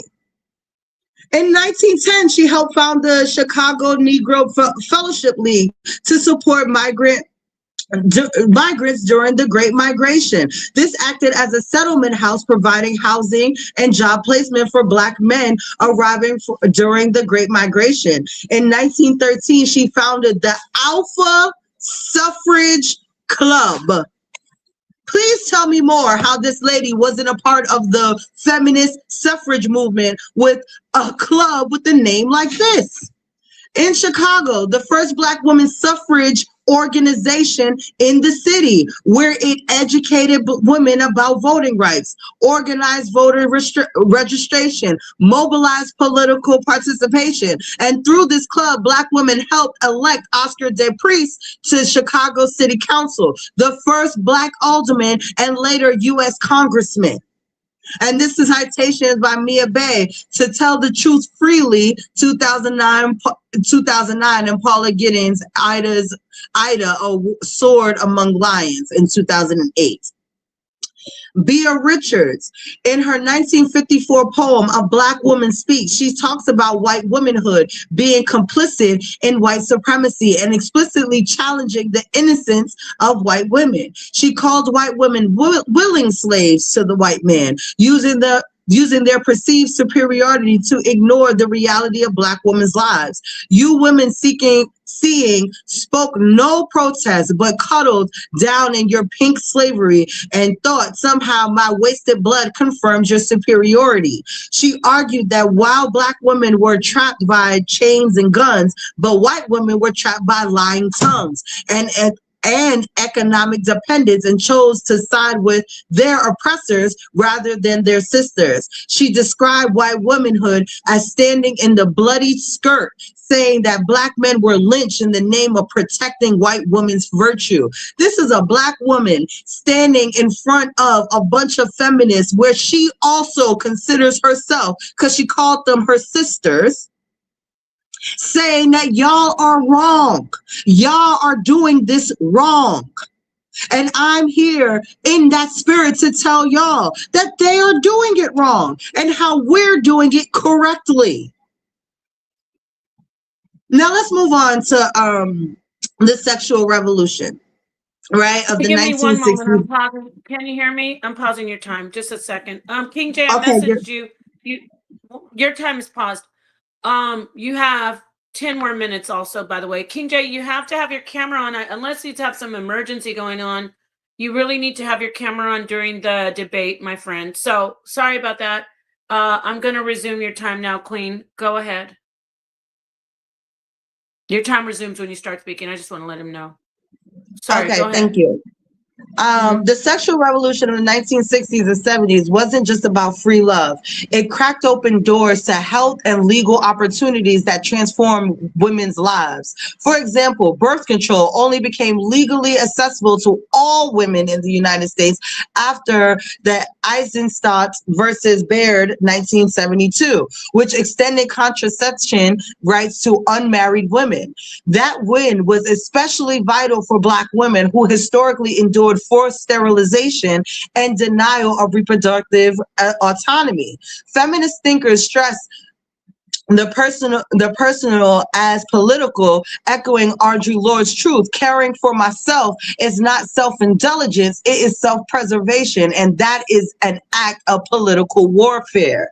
Caring for myself is not a self-indulgence. Fannie Lou Hamer emerged as a central figure in the fight against reproductive violence during the 1960s and 70s. After undergoing a non-consensual sterilization in 1961, performed during a routine tumor removal, Hamer exposed the systematic nature of these procedures by coining the term Mississippi appendectomy. Her advocacy brought international attention to reality in her community alone. Roughly 60% of Black women were subjected to these forced, unnecessary surgeries. Her voice anchored a broader movement supported by groups like the Black Panther Party that challenged the eugenics policies used to control the bodies of marginalized women. Frances Beale, a leader in the Student Nonviolent Coordinating Committee, or SNCC. She founded the Black Women's Liberation Committee in 1968, which evolved into the Third World Women's Alliance. In 1969, she wrote the landmark pamphlet, Double Jeopardy, To Be Black and Female, which was the first to explicitly label the forced sterilization. She bridged the gap between Black liberation and women's liberation movements, arguing that Black women could not be free until they had control over their bodies, which included both the right to birth control and protection from state mandated sterilization, labeling it as a surgical genocide. Bale argued that Black women faced both racism and sexism. She maintained that the Black women should support birth control. They must also fight the racist application of it, such as forced sterilization. And this is the very delicate space that Black women sit in being able to give women health within our society, and also watch out for our women who are trying to kill us. In the infancy of the Black national movements, Black women were given mostly subordinate roles and fought against sexism, male chauvinism. Outside of the community, Black women continued to be faced with racism in the white feminist movement. In response, the Third World Women's Alliance was formed by Frances Beale. The TWWA was an all-women space. They took a stance against Black nationalist movements who often argued that Black women should stay home and produce soldiers for the revolution, including leaders from groups like the Black Panther Party in the early years.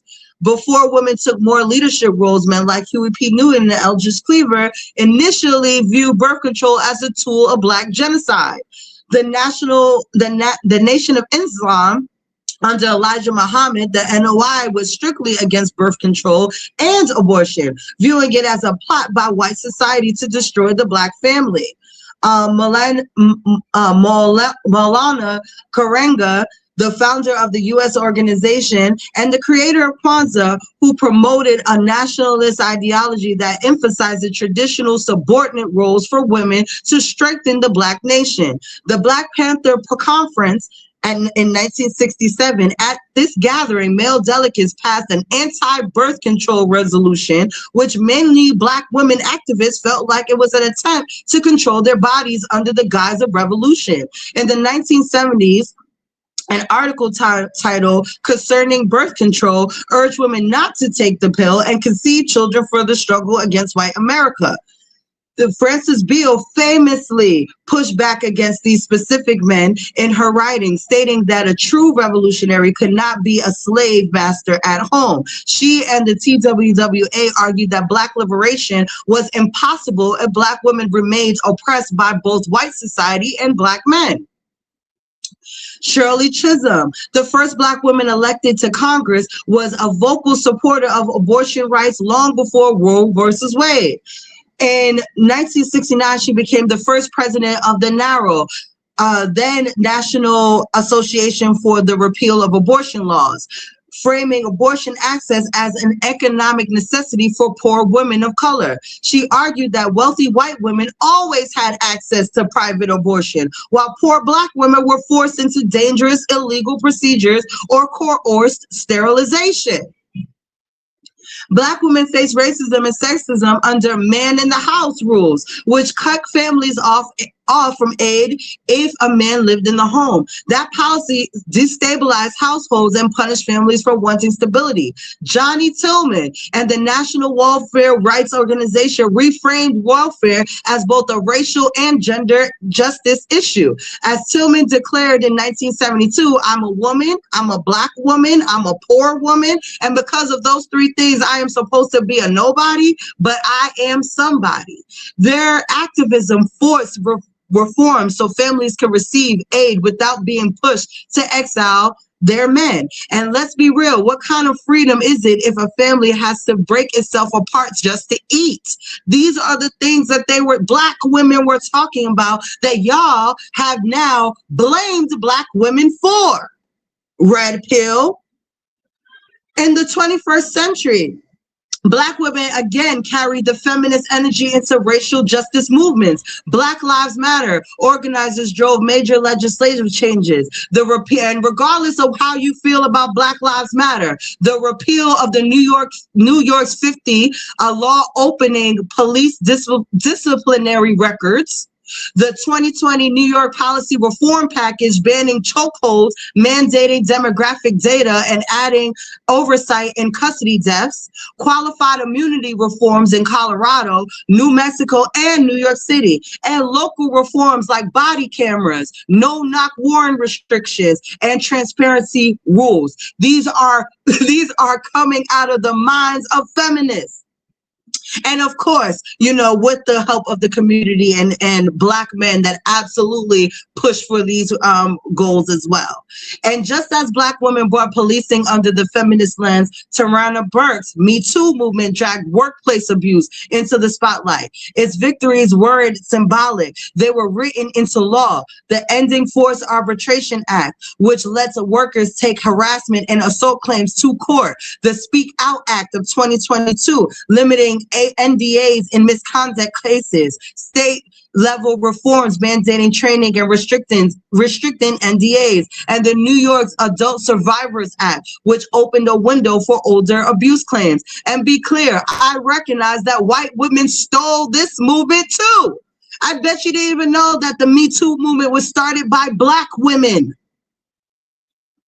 Angela Davis made sure feminism wasn't boxed into a household. She expanded the struggle on three fronts: prisons, global liberation, and reframing feminism at home. She co-founded the Critical Resistance in 1997 to fight mass incarceration warnings. Prisons do not disappear problems, they disappear human beings. Her book, Women, Race, and Class in 1981 forced feminism to face its blind spots by centering Black women, working class women, and women of color. And she linked Black feminist struggles to global fights, standing with anti-apartheid movements in South Africa, other liberation struggles worldwide.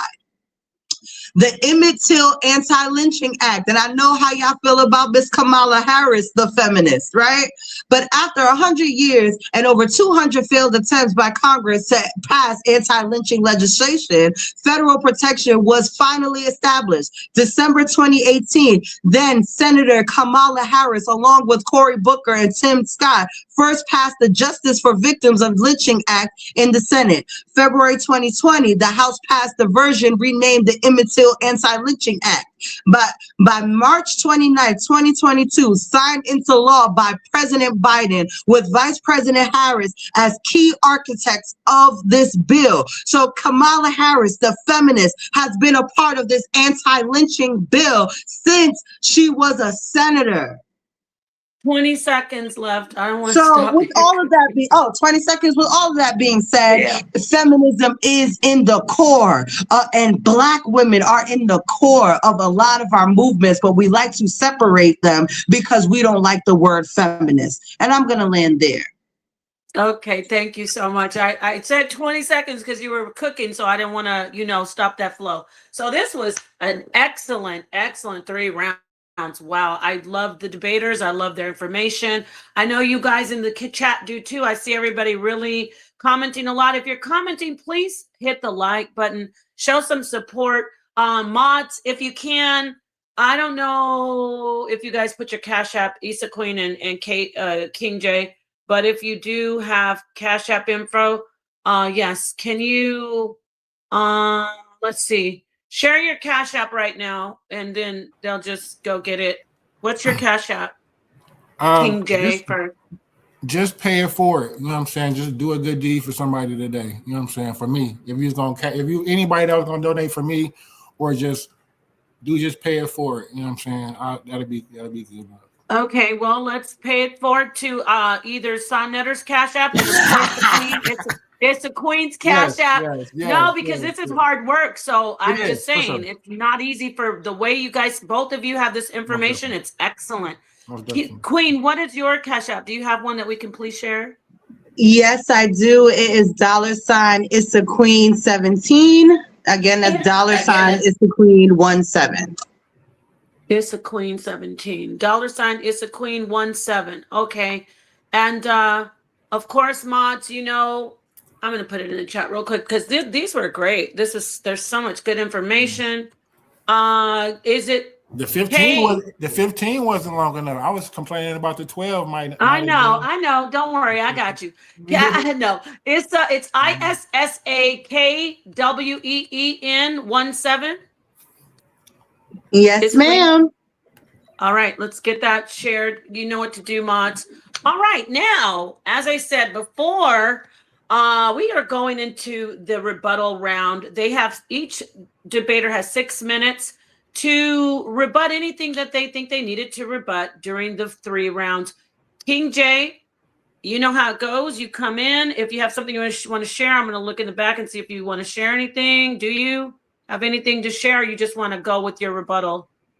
I'll go with my rebuttal, and then okay. Did she go with her rebuttal first since I open, or I wouldn't mind if she did go with her rebuttal. Well, because you go first, consider this as a restart. You understand? So you're gonna do your rebuttals. I hope you took some notes. My friends. Perfect. So you have 6 minutes. Basically, you have 2 minutes to rebut it for each round, but you can do whatever you want with your time. 6 minutes. I will come in when you have 1 minute remaining and let you know. So when you start speaking is when your 6 minute rebuttal begins. Okay. I did take notes. So in regards to Ida B. Wells and Boo Richards, my opponent is using the names of our ancestors to cloak a movement that didn't want them. She mentions Ida B. Wells and she mentions the Alpha Suffrage Club as proof of inclusion. But let's talk about it. 1913, when Ida B. Wells went to that suffrage parade, she was told by the white sisters to march in the back so they wouldn't offend the Southern white women. Ida didn't march in the back because she was a feminist. She marched because she refused to be a second-class citizen in her own land. She wasn't fighting for womanhood. I'm sorry. She wasn't fighting for womanhood in the abstract. She was fighting for a Black political agency. She founded the Negro Fellowship League to help migrants and elect Oscar DePriest. That isn't feminism. That is Black community building. She was securing a future for Black men and women alike. That sounds like womanism. While the white suffrage movement was actively negotiating with white supremacists to leave Black people behind. Boo Richards, a Black feminist. This is your cleverest. I'm sorry. And he's trying to call them sisters. Richards spoke of white women cuddling down in their pink slavery while Black blood was wasted. She was describing a betrayal. She was saying that white women traded the freedom of Black people for their own economic independence. Wait a minute. White women traded the freedom of Black people for their own economic independence and the protection of the white man. And we see that from the initial first wave of this, when at the abolitionist movement in 1840, when Stanton and Mott go there, and at that point, they're slighted. They don't even care about the abolitionist movement no more. They come home and start their own white suffrage movement, right?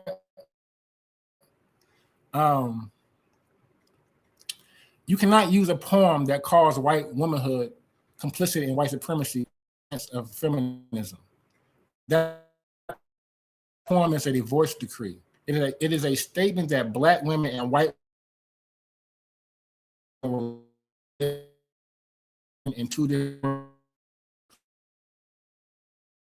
one of lion tongues and one of the chains and guns. Analogy of feminism. Yes, Black women wanted the ballot, but Black women also wanted the lynchings to stop. Black women also wanted to protect their children from Jim Crow.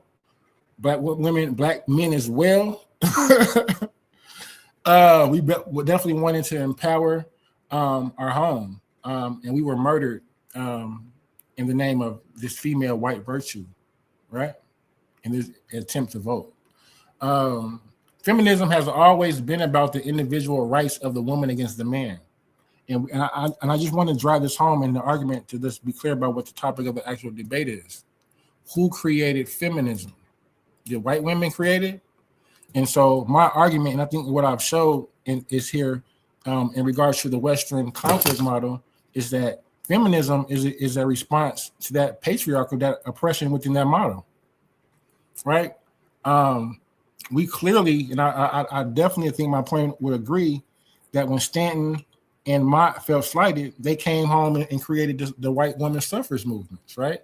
That is in opposition to the patriarchal conflict model that we see, that we definitely don't have any good luck in, sister. And that's why we at odds right now, because using this model, there's always going to be conflict between the men and the women, right? So and that's why I want us to go back to Ma'at in some sort of balance, where we won't have those type of conflict systems. By claiming these women as feminists, my opponent is trying to colonize their legacy. She is trying to take the fruit of Black labor and graft it into a white tree. I stand here in the spirit of Miss Richards to say, we are not your metaphor. We are not your diversity checkmark. We are a sovereign movement, and our history belongs to.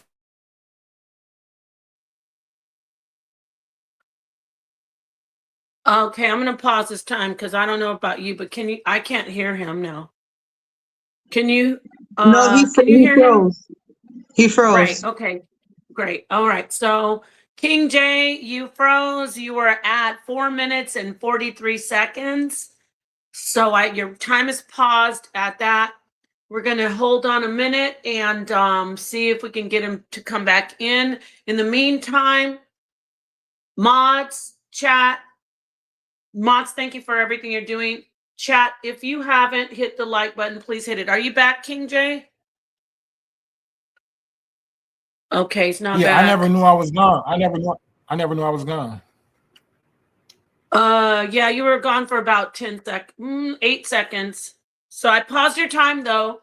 You are at 4 minutes and 43 seconds. You have approximately 1 minute and 15 seconds left. So I won't come in and say you have 1 minute left. So go ahead and finish up if you want to pick up where you left off. I yield. You yield? You're at 4 minutes and 43 seconds. You don't want to finish up, right? No, I was ending up before my computer froze. So I yield. All righty, great. So that was our the opponent, our brother King J, did his rebuttal to Issa Queen's 3 rounds, and now we will have the Queen come in. And Issa Queen, your time begins. Do you want to share something or no? No, I'm gonna just talk it out. Great. Okay, so your 6 minutes begin when you are. If you don't want me to come in and say 1 minute, if you just want to go all the way for the 6, I'll just tell you when your time is up. Is that okay? Yeah, that's fine. Because I might be done before the 6. So yeah. Right, got it. Your time begins when you start speaking. Okay, so a couple of things that happened during this debate. He keeps on saying how I'm trying to separate these Black women, and I'm just trying to tell you that they separated themselves. I didn't create the Alpha suffrage. I didn't create the Alpha suffrage committee that Ida B. Wells did, right? And in the space of this committee, where the club. She uses the word suffrage. I didn't do that. And I think that is very disrespectful to see these women actively being a part of feminism and then choose to not see it because you don't like how it is framed. The alpha suffrage movement wasn't even her first movement. Again, I will remind you that in 1837, she created a group with other Black women. Hold on, let me get it for you. She created another group with Black women, basically creating spaces within Black spaces for Black women to talk about their issues within the government, right? And it's very disheartening to get all of this information, like Stewart saying, how long shall the fair daughters of Africa be compelled to bury their minds and talents beneath loads of iron pots and kettles? That is a direct statement against coverture. That is a direct statement on educating Black women. That is a direct statement based in feminism. So for you to keep on trying to frame me as rewriting history, you're being disrespectful to the actual history that is being told. The 15th Amendment, I heard you say, right? You said the 15th Amendment didn't explicitly stop women from voting. And I think that is a laughable,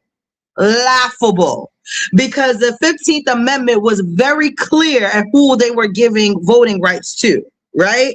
They gave it to based on color and based on, you can't be discriminated based on color and ethnicity, but they definitely excluded gender from the writing because they didn't want women to vote. And that's why in the 19th Amendment, the government prohibits denying the right to vote to citizens of the United States based on sex. That's why that amendment is there, because the 15th one didn't talk about gender. So it was able to tactfully leave us out.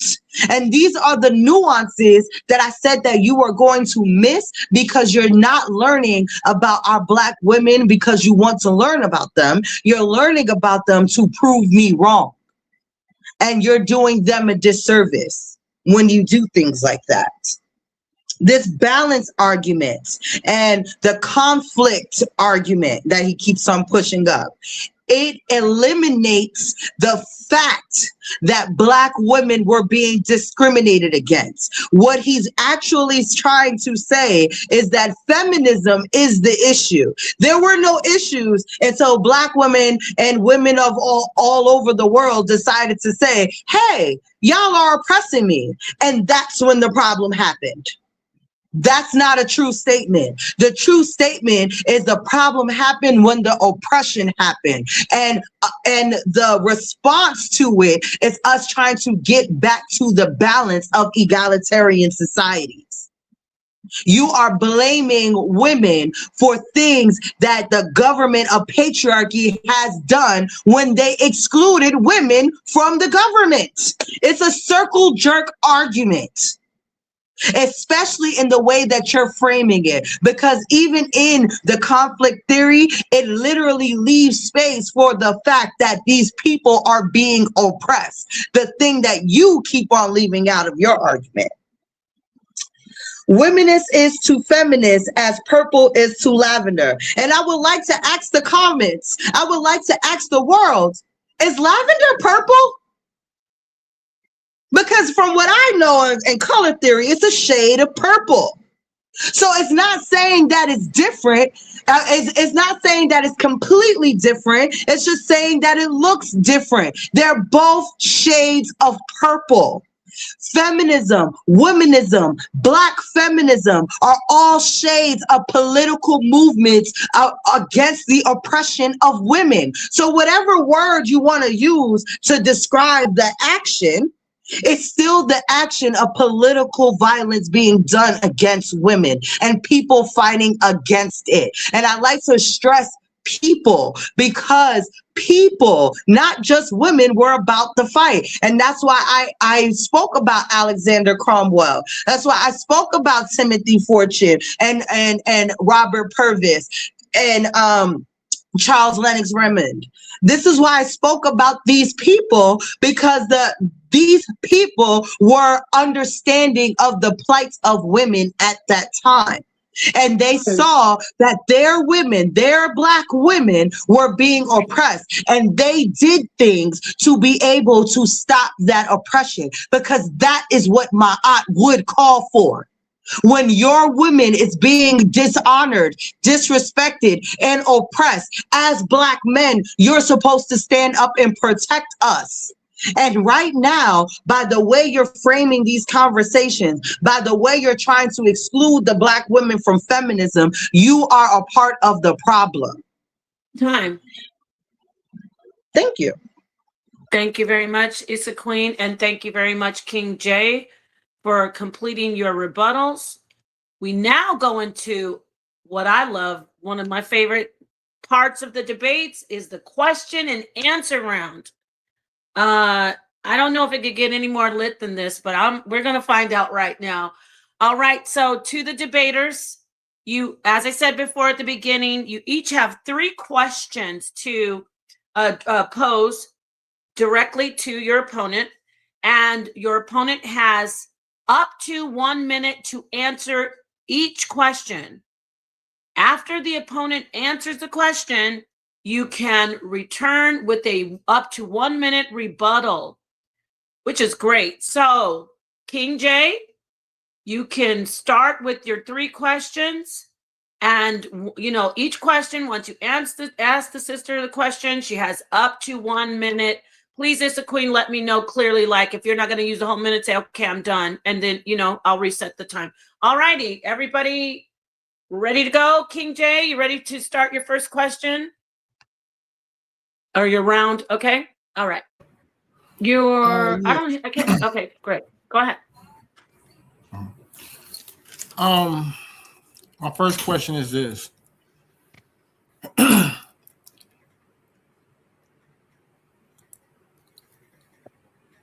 If the Black man was allowed to vote 70 years before the Black woman, when the women got the the right in 1920, why was it so long that why did we have to wait another 50 years to get the 1965 voters' rights bill? What was the purpose for that? If what you say is true in regards to the Black man having the right to vote before the woman, I guess trying to establish or suggesting that we have some sort of benefit within this conflict model, right?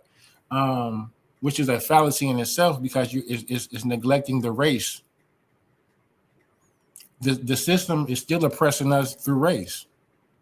So you're just looking at it from the sexism aspect and neglecting the intersexuality from our aspect as well.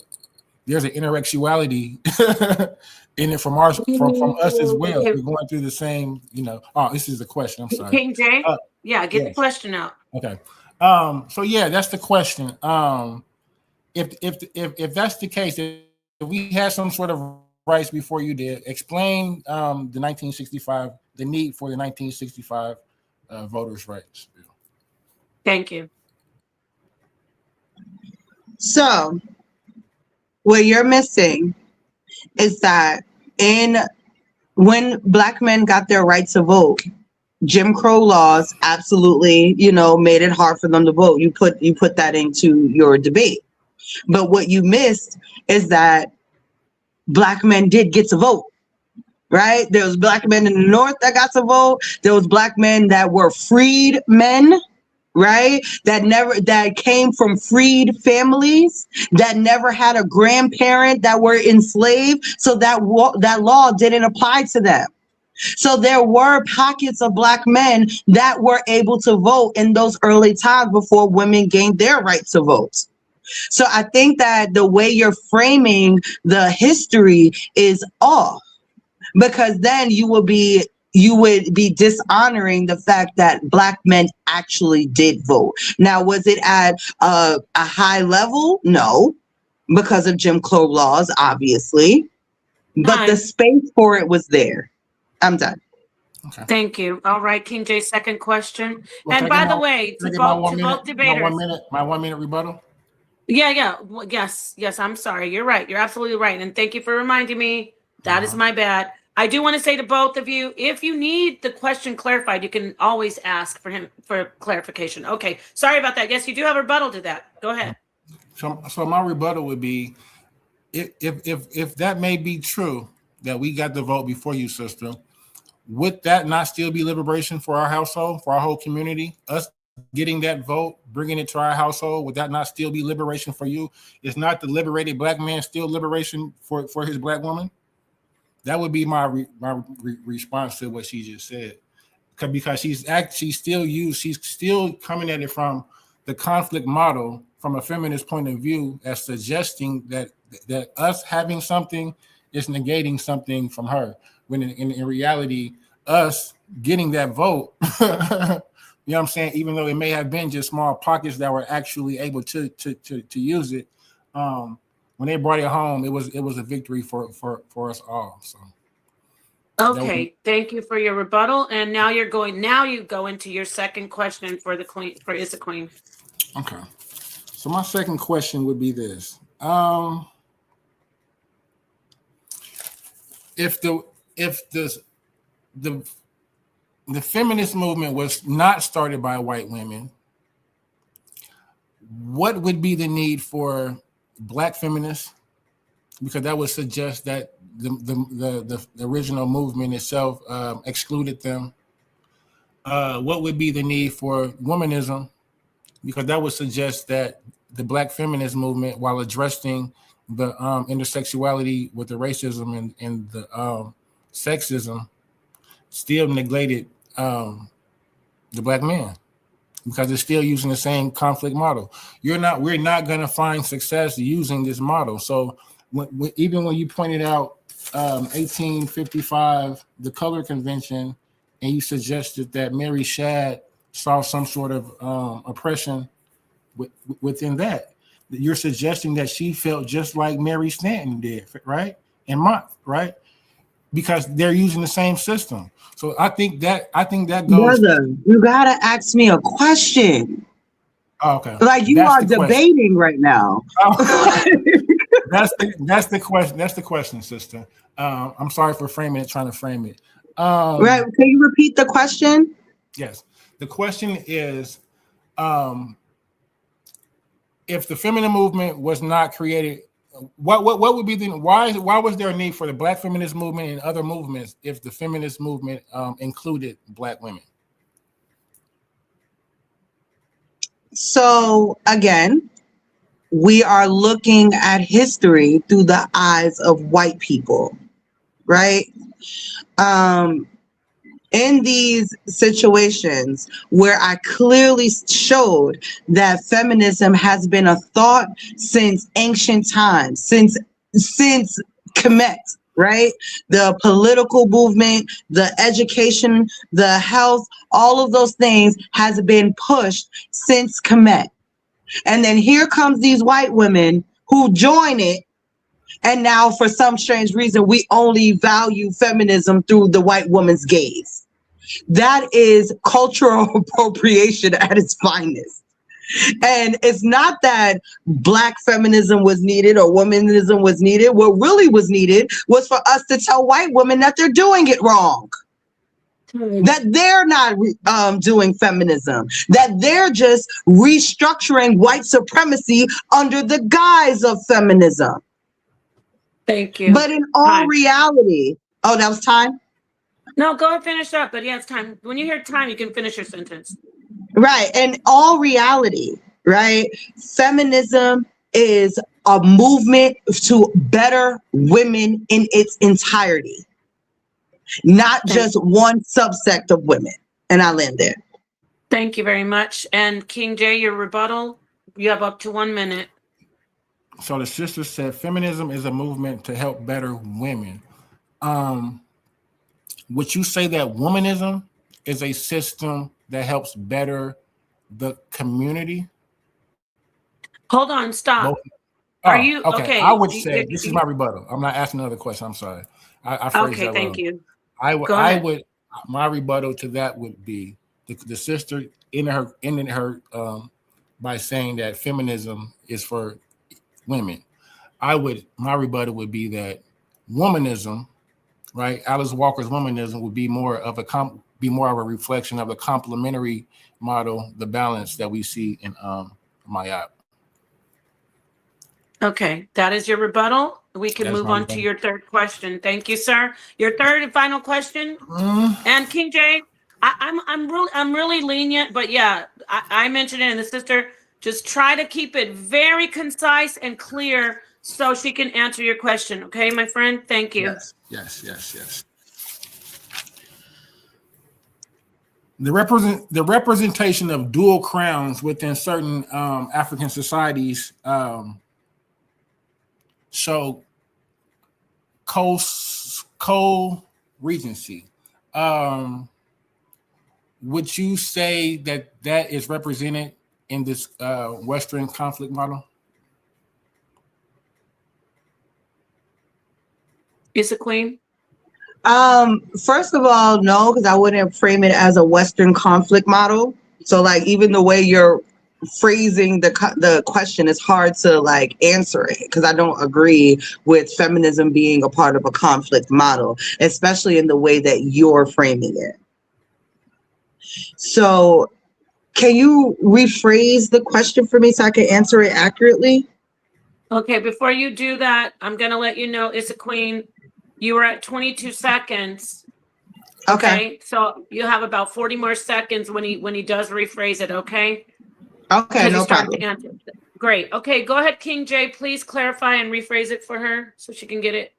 Would you clear. say that the patriarchal system that implemented the Jim Crow laws and these certain voter restriction laws that prohibited us to vote, would you say that model is an exemplary system of our traditional complementary systems?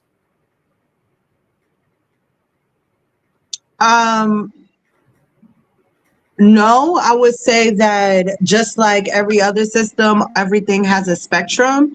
I'm not going to frame all of Africa under Ma'at, because all of Africa did not believe in Ma'at. And according to the Bantu expansion and bride prices, not everybody feels the same way about women in Africa. So like this, overly if like this need that you need to put on balanced systems when you're only talking about one country in Africa and you're literally trying to frame it under the entire continent of Africa, like I feel like you're being disingenuous with how the systems of Africa works. Because explain bride prices to me if we were dealing with and we were only dealing with balanced systems, and why there's no husband prices, because that would be balanced. Okay. Thank you very much, Issa Queen. King J, your rebuttal, and then we can move on to the sister to ask her questions. What is your rebuttal? No rebuttal. The sister can ask her questions. I'm ready. You don't want to rebut that? No rebuttal. All right. Thank you very much for conceding your time. And now, Issa Queen, you have your 3 questions. The time starts when he starts answering your 3 questions. Or if you don't answer your first question. Ooh. All right. Yeah, no problem. So my first question is, when hearing the Alpha Suffrage Club, do you not reference that as being a part of the feminist movement? No, I recognize that as being a response. I actually reference that as a Black communal type of a movement, which is more of an activist type of a thing instead of more of a gender movement. So I would say that it definitely cannot be a gender feminist movement if it's activist movement electing other men, right? What did they elect the Oscar? All right. So you're done with your, okay, that's your answer. All right. Thank you. All right. Issa Queen, you may rebut and you have up to a minute. Yeah, it's just the cognitive dissonance of not understanding like, you can't have a conversation saying that, the suffrage movement is an offset of the feminist movement, and then you see that same language being used amongst Black women, but no, they're not feminists. Like, that doesn't make sense to me. It's a rewriting of what these women were actually talking about, what these women were concerned about, and how, the Black community is encompassed into the entirety of the movement when it comes to Black women. I'm gonna land there. I'm ready for my second question. Yes, please, Queen, go into your second question now. Okay. When talking about the chauvinism within the early conventions and, women not only being able to be observers and not being able to have a vote within those Black conventions, do you consider that Black men sidelining Black women within the struggle for liberation? No, I actually think that actually shows the conflict within the model itself. When you spoke about the 1855 Color Convention with Mary Shadd, it actually just reflects the exact same occurrence that Mott and Stanton occurred at the London Convention, right? It's a reflection that the patriarchal conflict model creates conflict between no matter who applies it. So that's what I would say. No, we don't have rights. No, we don't have any more benefits in this system than you do, sister. Okay, thank you. That's interesting. That's very interesting that you don't consider not giving Black women a space to speak, a space for a vote within our own community as a balanced system, because that's completely against what they did in ancient Kemet, where they had priestesses, where they had wives of a moon, who literally held political power inside of the government system, which was patrilineal, right? The ancient Egyptians were a patrilineal society that gave reverence to women. And the fact that you don't feel the need to give reverence to women, the fact you don't feel the need to give, access to votes and citizenships to women, just proves that you have fell in line with the patriarchal system of the Western world. Okay, and that saddens me. Thank you, Queen. You're going into your second question? No, this is my last question. Or is your last? Yeah, that's what I'm asking. Y'all, I'm sorry if I'm a little off today. I appreciate the debaters helping me. So yes, your last question. King J. Yes. Go ahead. So are you also saying that the literacy societies that educated Black women in a time where education of women or Black women were illegal and not warranted, are you saying that isn't a form of feminism as well, when in the definition it talks about the education of women? Can you re-ask that question, the last part of the question, just for a little more clarity?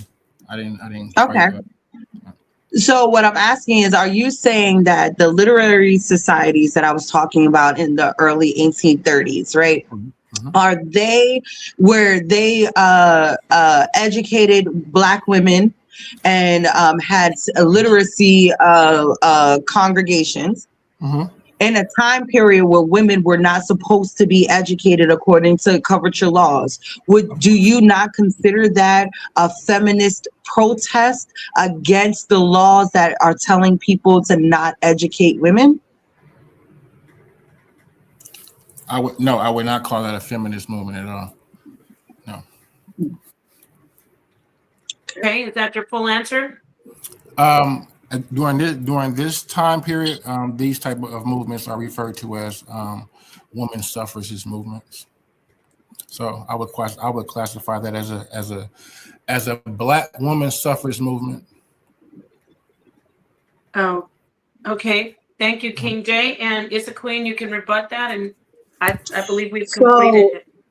Thank you. So we recognize that the suffrage movement leads into the feminist movement, that leads into the womenist movement, that leads into all of these movements that deals with Black politics, that deals with politics surrounding women. You're not equating these things to the same thing, even though like they have the same foundation and core beliefs. I think that again is another cognitive dissonance. Forcefully trying to separate all of these movements as if that they're separate when they're literally leading into the other and following the same core belief system within all of them. So I just think that we're just having an issue with the word feminism because of how white women have appropriated it and stole it from all women of the earth. I'll end there. Thank you so much. Thank you, Issa Queen. Thank you, King J. We have completed the 3 rounds and the rebuttal. Excuse me? Did I do something wrong again? No, I said drop the poll, Nepal. I really want to. sa.neter says no poll. But I just want to let you know we're going into their final closeout. King J, you have 5 minutes. Don't worry, you're gonna hear from the audience. Don't you worry. Both of you will definitely be able to. We might do an after show. I don't know. I have to check with sa.neter on this. But King J, go ahead and do your 5-minute closing. Your time begins. I don't know if you want to share anything, but your time begins when you start speaking. And yeah, this was awesome. I loved it. It's great. Great debate. What do you want to do? You want to share something, or you just want to go in to do your 5-minute closing? I do, because I didn't get a chance to use my. I have a closings on my PowerPoint. If I could close with that, that'd be. Yeah, share it. Go ahead. No problem. All right, and audience, I know you thoroughly enjoyed it. I see people in there critiquing from the chat, and I'm all here. I'm here for it. But listen, it is not easy to get in here and do these debates. So if I haven't ever seen you up here debating, please don't say how you could do it better than either one of these debaters, because we got a lot. No, King J, you don't have to get it. I'm waiting for you. I don't want any dead air. You ready? Okay, no, we're good. I'm ready to conclude. I'm ready to share my screen. Okay, I'm gonna share what you have up here, my friend, and your 5-minute closing begins when you start speaking. Okay. So this is my closing. It's kind of just the end of my presentation, actually, but I did have my closing attached to it. So it says here, as we conclude, we must ask ourselves, why fight for a seat at a table that was built to exclude you? So when the sister claims that 1830, these were feminine acts, feminine movements, but during the same time, our sisters are being made to walk in the back and sitting in the curtains, I would suggest that that's a movement that doesn't include you, sister. So I think the sister may just be, some smoke and mirrors in regards to that. My opponent suggests that feminism is a tool we should sharpen and reuse. But we have seen through the history of the 19th century petitions and the lavender detour that whenever white feminism had to choose between gender and race, it chose its own racial privilege every single time. It is a system that views gender as a battlefield, a conflict model that is fundamentally at odds with the complementary models of our African heritage. This is why womanism is not Black feminism, As Alice Walker taught us, womanism is to feminism as purple is to lavender. It is a deeper, and so the sister acts, right? It's not feminism, if purple, lavender purple. It's a diluted version, right? It's diluted. It's not that. It's just something other, right? Or there wouldn't be a need for womanism, right? If feminism was a movement created by Black women, then there wouldn't be a need for Black feminism, unless you're suggesting that white women actually created it. Unless you're telling me that white women actually created feminism and Black women were just trying to get a seat at the table of their movement, and then they wouldn't have started their own movement. That's what it kind of actually looks like, right? They weren't allowed in those white women's clubs. So it is a deeper, rich, and focus on the survival of the entire community, men, women, and children. Womanism is the modern bridge back to our original state of balance. To choose feminism is to accept a Western diagnosis for a Western disease. To choose womanism is to embrace a holistic cure. We do not need a movement that asks us to choose between our womanhood and our people. We need a model that honors the reciprocal strength of both. The American feminist movement was, is, and will always be a white woman's movement. Our path doesn't lead back to Seneca Halls. It leads back to the complementary harmony of our own culture. And with that, I end. Thank you. Wow. Okay, so you concede your 3 minute or your two minutes. You have 2 minutes left. I just like to make that clear because I don't know if you're aware of that. You have 2 minutes left. You concede, correct? All right. Okay. All righty. I'm sorry. My was catered for the 3 minute close and then the 12-minute round, so that's why I was kind of a little short. Sounds great. No, it's all good. I like to be clear. So thank you so much, King J. Please unshare that, and we will bring Issa Queen in.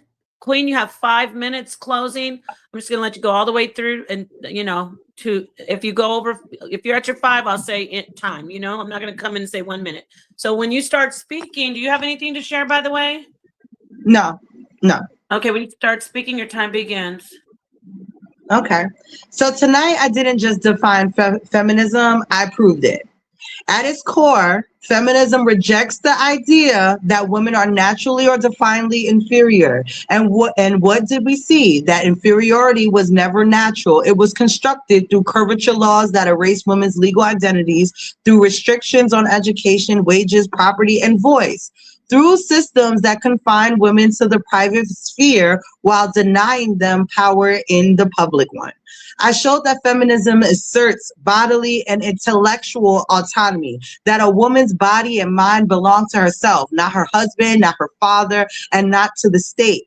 And history backs that up, from reproductive control to marital rape laws to credit access. Black women had to fight to gain authority over their own lives. I showed that feminism demands voice, the right to speak, to lead, to organize, and to be heard. And Black women did exactly that. From Sojourner Truth to Ida B. Wells, from building schools to founding Bates to organizing political movements. They didn't wait for permission. They created power. So now we ask the real question: was feminism started by white women?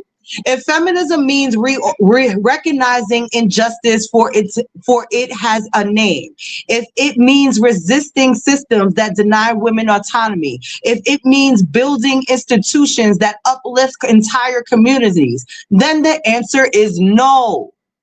Because long before the word feminism was popularized, Black women were already living and breathing it.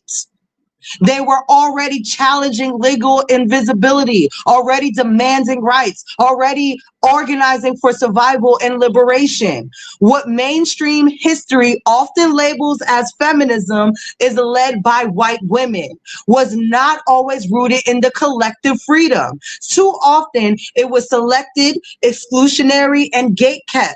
It sought equality within a system, not transformation from the system for all. So in the definition of what feminism is and what white women were doing are two different things. But for some strange reason, my opponent is using what white women did to frame what all of feminism is. And that is a form of white supremacy in my book. But the women I presented were doing something different. They weren't asking for a seat at the table. They were building new tables. They weren't seeking advantage. They were dismantling barriers. They weren't moving alone. They were lifting as they climbed. That is the foundation of real feminism. So no, feminism was not started by white women. It was lived, fought, and built by women who understood that freedom is not individual, it is collective. And this is not about division, it's about truth. So we do not repeat the past, because every time black women were silenced, movements weakened. And every time black women led, communities expanded. The goal was never domination. The goal was balance. And if we want to move forward, truly move forward, we don't need to return to a hierarchy. That's what all of this is about. And the fact that my good brother over there thinks it's okay to deny women their right to their voice, to deny women the right to vote, as he said that he was okay with the men excluding women in the 1855 convention, he is not practicing the ma'at that he is talking about. And I land there. Thank you so much. Thank you so much to both debaters. We have now completed the Issa Queen versus King J debate. Give me the wait, I got it. Did white women create and start feminism? Thank you so much. I actually took the liberty to just start to schedule an after show. If you guys want to join, of course, the two debaters, the link is in the chat. Cool. Okay, great. This was an excellent debate. I am so thrilled. King J, Issa Queen, this is your first debate here, right? Officially, correct? You did an excellent job. Both of you did great. Both of you did an excellent job. Audience, you see the link. Keep on sharing it, maybe rotate it, but I'm going to end this so we can keep it nice and in a nice, neat package. And everybody who wants to act up and act out, you can do that on the after show stream. So I want to say thank you to the debaters once again. Can y'all still hear me? Yeah, we can hear you in the pod. So are you gonna just drop the link now, and then it's gonna be like an after party where we can just or how are you gonna do it?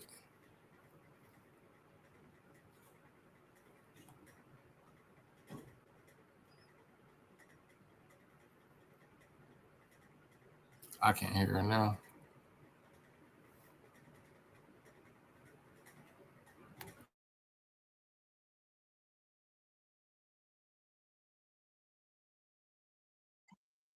Where are we dropping the link now, or did it start on the other panel? Like what are we doing? I don't know. It's a Queen. I can. I think the Paul may have cut out. Did you hear us talking or? No, I didn't hear the response to that. Okay. Okay. I think she's setting up she's setting it up now. I guess it was going to be in the other one. Can you guys hear me now or no? You can't hear me now, yeah. No, we couldn't hear you. Yeah, we was trying to figure out what was going on. Sorry about that, my friends. I'm usually not this rocky. It's been okay. This was an excellent debate. What I was saying is we're going to keep this one. We're going to end this one so we can keep it nice and neat. Okay. And we're going to go over and everybody can come in and talk to you two. Get messy at the after party. Yeah, get messy. Exactly. So peace to the debaters. Peace and love to the chat. I'm ending it. Do you see the link in the chat to the debaters? You guys see the link, right?